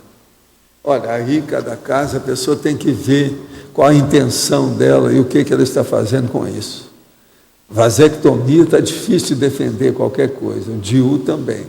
Tem que examinar isso aí. Mesmo esse de progesterona e não de cobre, é preciso de ver, porque com o tempo pode alterar a pessoa, dar uma série de condições nela, por causa do processo de hormônio. O hormônio não se brinque. É preciso ficar de olho em hormônio, qualquer coisa. É mais sério do que aquilo que pensa. Uma das coisas mais difíceis que tem de mexer na farmacologia ou farmacopeia é o hormônio. Pode falar. Você pode falar mais aqui na página 6, na antagonismologia, na segunda linha, sobre o antagonismo, bom caratismo e ingenuidade? Eu já falei sobre isso. Eu sou bom caratismo e ingenuidade. Você hoje é... retardatário. Olha só, retardatário hoje. O caso todo é o seguinte: o bom caratismo, geralmente a pessoa que tem um bom caráter, que ajuda muitas outras vezes, tem pessoa que não entende e acha que ela é ingênua, que ela é poliana, que ela é boboca, que os outros estão tapeando você, abre o olho com isso, isso é besteira. Uma pessoa que tem o bom caratismo, ela supera esse processo. Entendeu? Tem gente que acha que só deve fazer as coisas com os outros para tirar vantagem. É a lei do exercismo. Isso está errado. Então, o que a gente quer dizer aqui é justamente isso. Não é ingenuidade, é sabedoria, é inteligência, é evolução, é cosmoética. Temos que pensar nisso. O que mais tem aí? Professor, aqui à sua direita. A mim. À sua direita aqui. É? É você primeiro? Eu olho para lá, ela está... É o seguinte, o senhor estava falando de uma geração que se perdeu com suicídios, né, com formicida e tudo mais.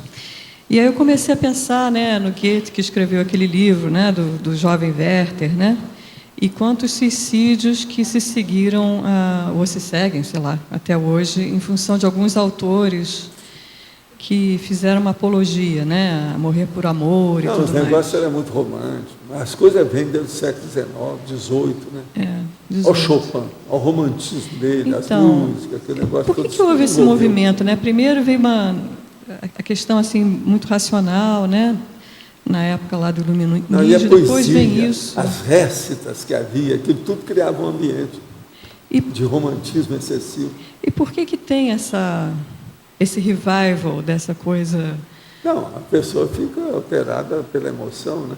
E acha que é o máximo suicidar por amor. Mas por que todo uma loucura isso. Né? Naquele período todo o planeta é varrido por gente. Isso tem a Belle ver. Époque, tudo. Eu estava inclusive vendo que a heroína lá do livro do Goethe é uma Charlotte também, a que causa toda a dor.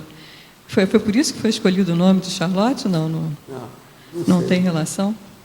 Agora, nessa situação, tinha umas coisas boas também, que a gente não pode falar, né? Uma delas era o Charleston. Pelo menos mexe as energias, Charleston né? era bacana. Porque fazia um exercício danado o Charleston. Porque aquela região ali do L'Occitane, também ali era o tal do amor cortês, do trovador, é esse mesmo padrão muito romântico. Por isso que eu achei curioso. Agora estuda o Charleston. Charleston é uma coisa engraçada, porque é uma dança, mas a gente via que aquilo devia de ajudar as pessoas. Elas se soltavam. Você já viu como é que o povo dançava o Charleston? Sim, melindrosa. É mais aberto que o carnaval brasileiro. Parece... Não é? Não Tanto parece? que a fantasia de melindrosa é um hit até hoje, acho que no carnaval tem. Agora, o Charleston é diferente dos outros. Agora, houve depois umas variáveis. Depois apareceu o Ravignani, por exemplo, em parte, também uma parte, né, derivada do Charleston. Mas o Charleston era um negócio para se pensar nisso aí. Eu acho que isso veio... A pessoa se soltava, se sentia melhor. Você está entendendo? Isso também era para sair daquela coisa reprimida lá da era vitoriana, aquela coisa. Agora, uma das coisas piores que eu acho nessa época é o processo da repressão sexual e da falta de liberalidade dos costumes. Agora, a hora que abriu também deu essa liberalidade excessiva que nós temos aí hoje, com esses excessos de toques, essa coisa toda. Isso foi uma pena. É o tal negócio de repressão muito grande. Depois estoura tudo. O que aconteceu com a sociedade. Quer dizer que essa coisa dessa sucessão de ondas, isso ainda vai ter por algum tempo. O problema é a moderação. Nem tanto ao mar, nem tanto à terra. Ficar no meio termo. Em médio, vistos este. Quer dizer, ficar um negócio sempre ou vai para esse lado demais ou vai para aquele outro lado demais. Então aí... Que eu vejo, o excesso, por exemplo, o radicalismo cria o problema. A geração do meu pai era trabalho a tudo, né? Aí a minha geração já era a geração do pessoal que protestou. Agora eu vejo a garotada, é o conforto, é a autossatisfação. Outra coisa, os pais hoje, tudo lenientes. A gente dá tudo, né? Houve a mazorca, a anomia, a anarquia. É a casa da sogra, como eles falavam antigamente. Os que protestaram... Virou casa da sogra geral a sociedade. Aqueles que protestaram, os ativistas, foram péssimos pais, né? A gente deu tudo. Agora, você quer coisa pior? Você quer coisa pior do que isso do Complexo do Alemão? 30 anos, eles fizeram um gueto especial só deles, um governo paralelo, que ninguém do governo entrava lá, porque senão era assassinado. Mas era tão fácil de resolver, por que levou tanto tempo?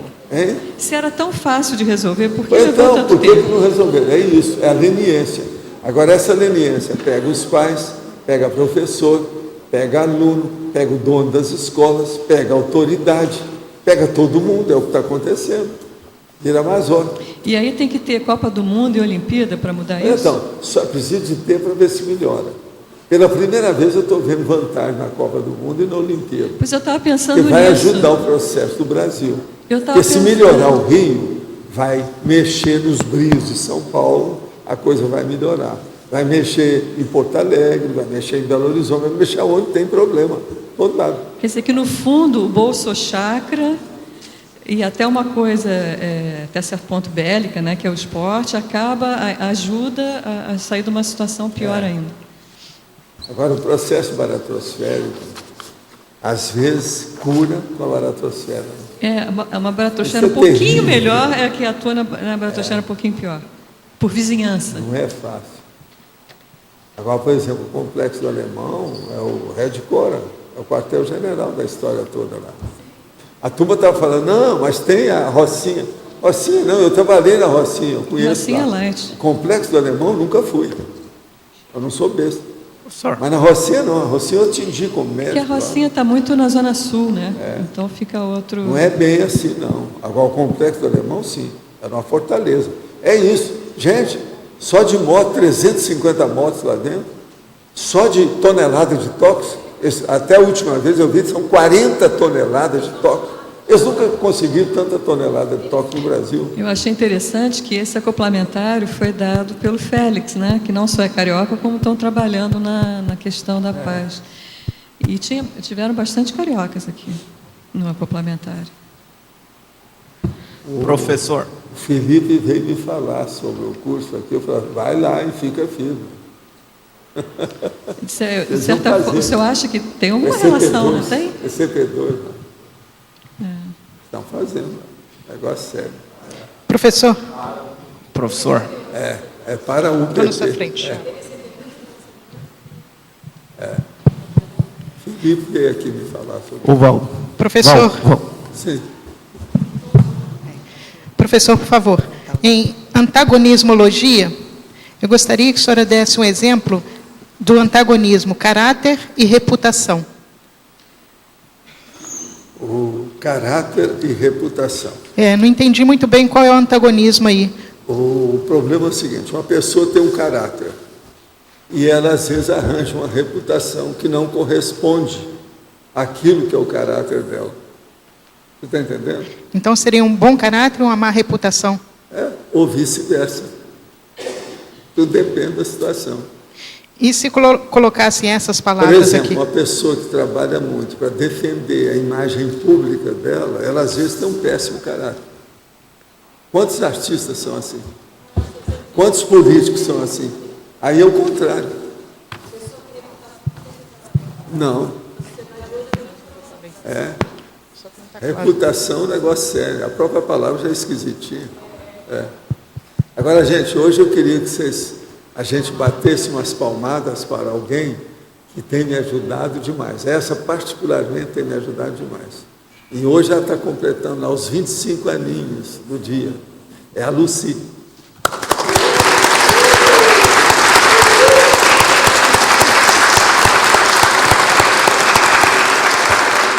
Viva a Beringa! Professor, deixa eu te perguntar. Você considera provável estar algum serenão ou no Morro do Jacarezinho lá ou no Morro do Alemão? Que seja o quê? O que é que ele falou? No front da batalha lá. Vai lá e vê se tem alguém. Eu não vi nada disso, não. O negócio lá é bravo. Professor Valdo, aqui, ó, na linha dele, não só para... É uma informação. O Nicolelli estava aqui em Foz, ontem e hoje. Ele deu cátedra de neurociência lá na Unila. A gente estava lá vendo. E ele teve que sair mais cedo porque ele ia participar de uma negociação para implantar a escola dele de iniciação científica lá no Morro do Alemão. Essa é uma novidade. A outra novidade é que ele vai implantar uma dessas escolas aqui em Foz do Iguaçu também. Então, sim, tem, né? Se responde, pelo menos, alguma coisa positiva aí dentro do processo todo, né? E ele fez uma apresentação geral de como é que está o campus do cérebro, né? Neurocientista, como é que está o campus do cérebro lá, as construções que eles já têm, as ideias. Então, eles estão planejando um hospital, já estão dando todo o acesso às mães dentro do processo do pré-natal, para, a partir disso, já começarem a cuidar das crianças que vão para a escola. Então, eles estão fechando um ciclo e começarem a fazer a iniciação científica daquelas que tiverem interesse em participar disso. Tá? Então, assim, o prefeito ficou impressionado, aí disse que ele precisava vir aqui conhecer o senhor e o CAEC. Ele disse que numa próxima vez ele vem, porque hoje, dessa vez, ele estava muito corrido. O nosso amigo ele teve aí, que é Pois é. Falei com ele depois. Então, quer dizer, está positivo. Eles pretendem fazer isso em parceria com a Unila. Muito bom. Eu fiquei sabendo disso aí, eles me contaram a história. Muito positivo. Professor, uma última pergunta.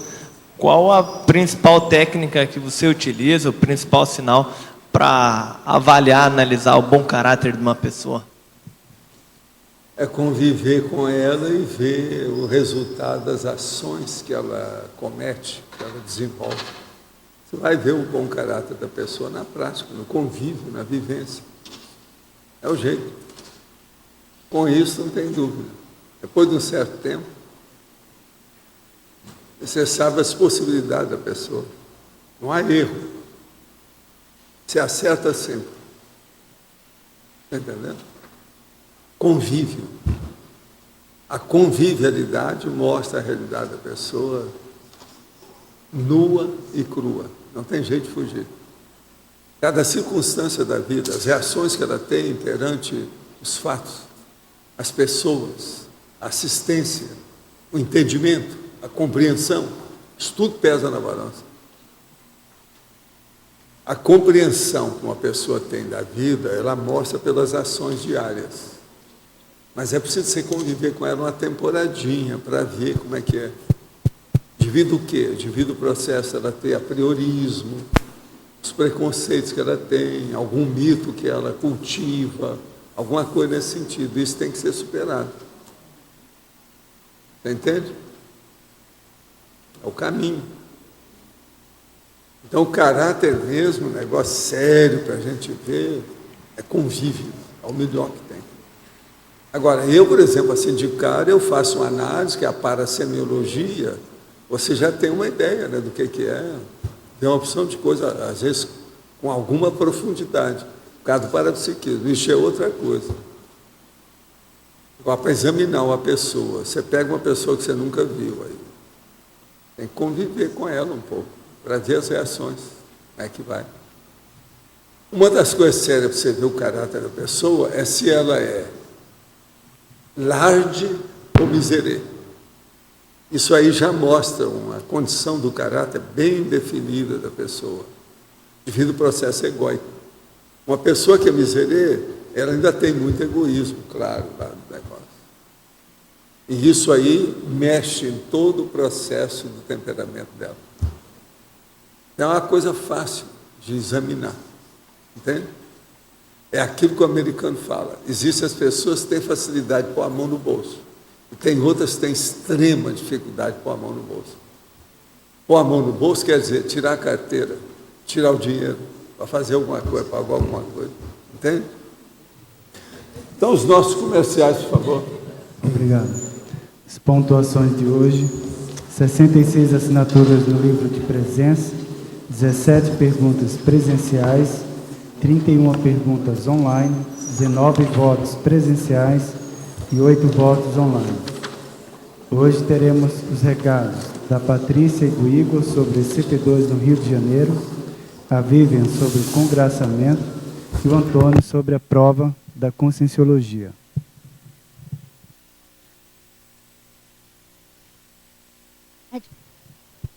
Boa tarde. Boa tarde a todos. Em função dos acontecimentos do Rio de Janeiro, nós vemos que existe hoje uma grande demanda de assistência extrafísica. E nós vemos que existe uma grande oportunidade, que é o ECP2 do Rio de Janeiro, que vai acontecer neste final de semana, sexta, sábado e domingo, dias 3, 4 e 5 de dezembro. O telefone de contato do Rio de Janeiro, do IIPC, é o 21 31 53 75 75. Pelos fatos que nós estamos observando, é possível perceber a seriedade do processo de reurbanização que está acontecendo naquele local. Então, nós estamos aqui para convidar as pessoas que se sentem comprometidas com essa reurbanização a participarem desse curso. Vou passar a palavra para o professor Igor. A gente reforça aí o convite para todas as pessoas que estão nos ouvindo nesse momento, né? A gente tem observado nesse ano várias pessoas itinerando para fazer CP2, independentemente das distâncias geográficas, e a gente observa aí o resultado dessa disponibilidade interassistencial.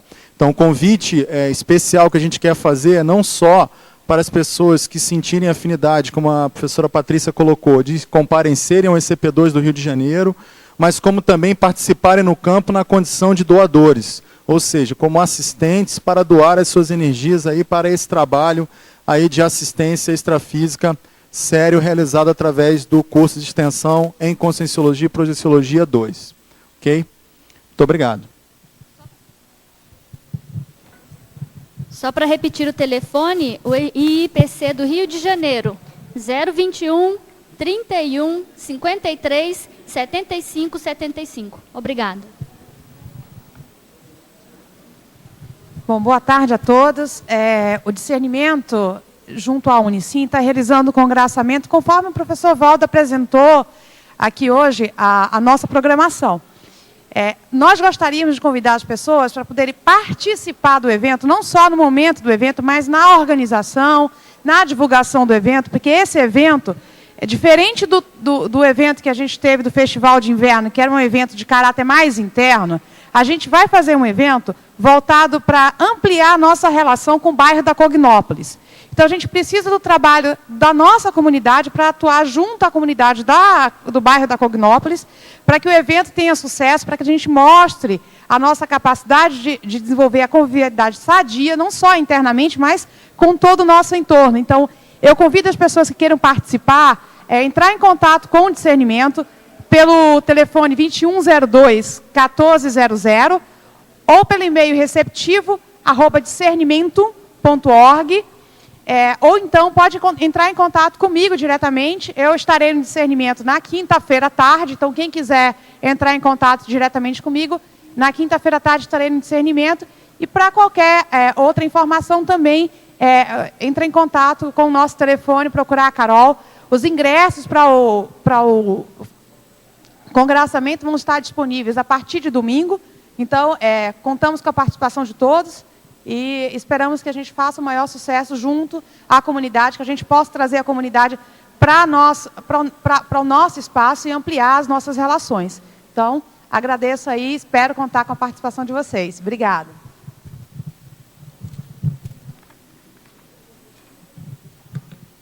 Pessoal, boa tarde a todos.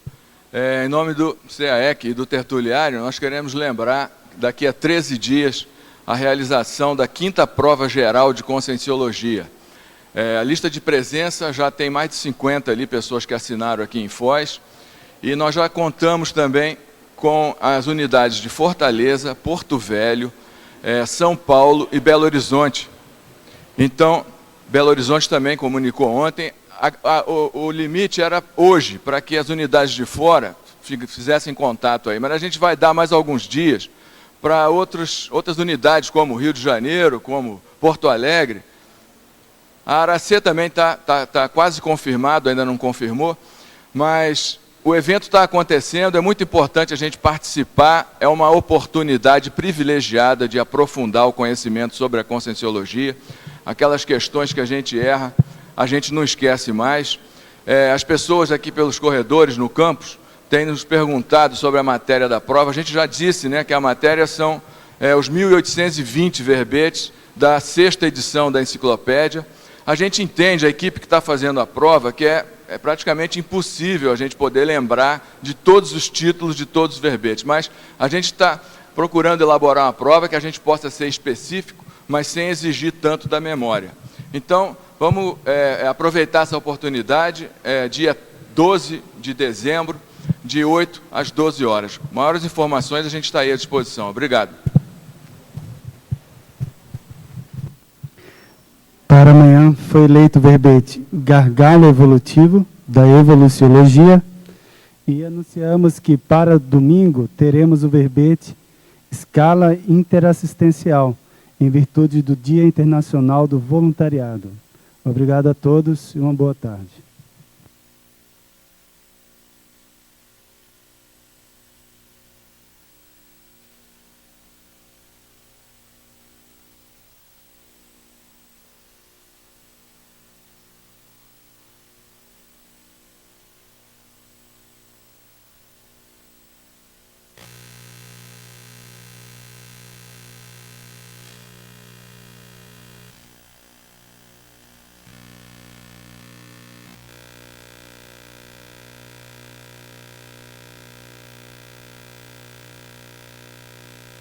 Olá, eu sou Adriana Lopes e os convido a refletir sobre a seguinte questão. Diante das situações difíceis da vida, que são inevitáveis, como conseguir manter o equilíbrio suficiente para manter o trabalho da Proexis? Estarei no próximo Balanço Existencial e vou expor como eu tento responder essa questão. Aguardo vocês.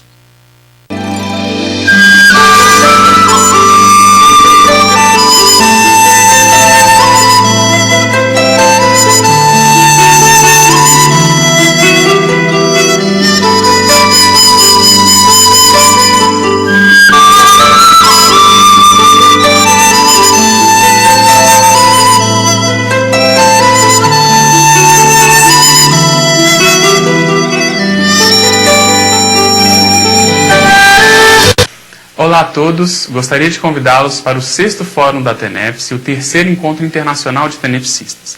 Esse evento ocorrerá aqui em Foz do Iguaçu nos dias 20 a 22 de dezembro deste ano, no Discernimento. Teremos 3 eixos temáticos principais: a interassistencialidade, a autocientificidade e o epicentrismo.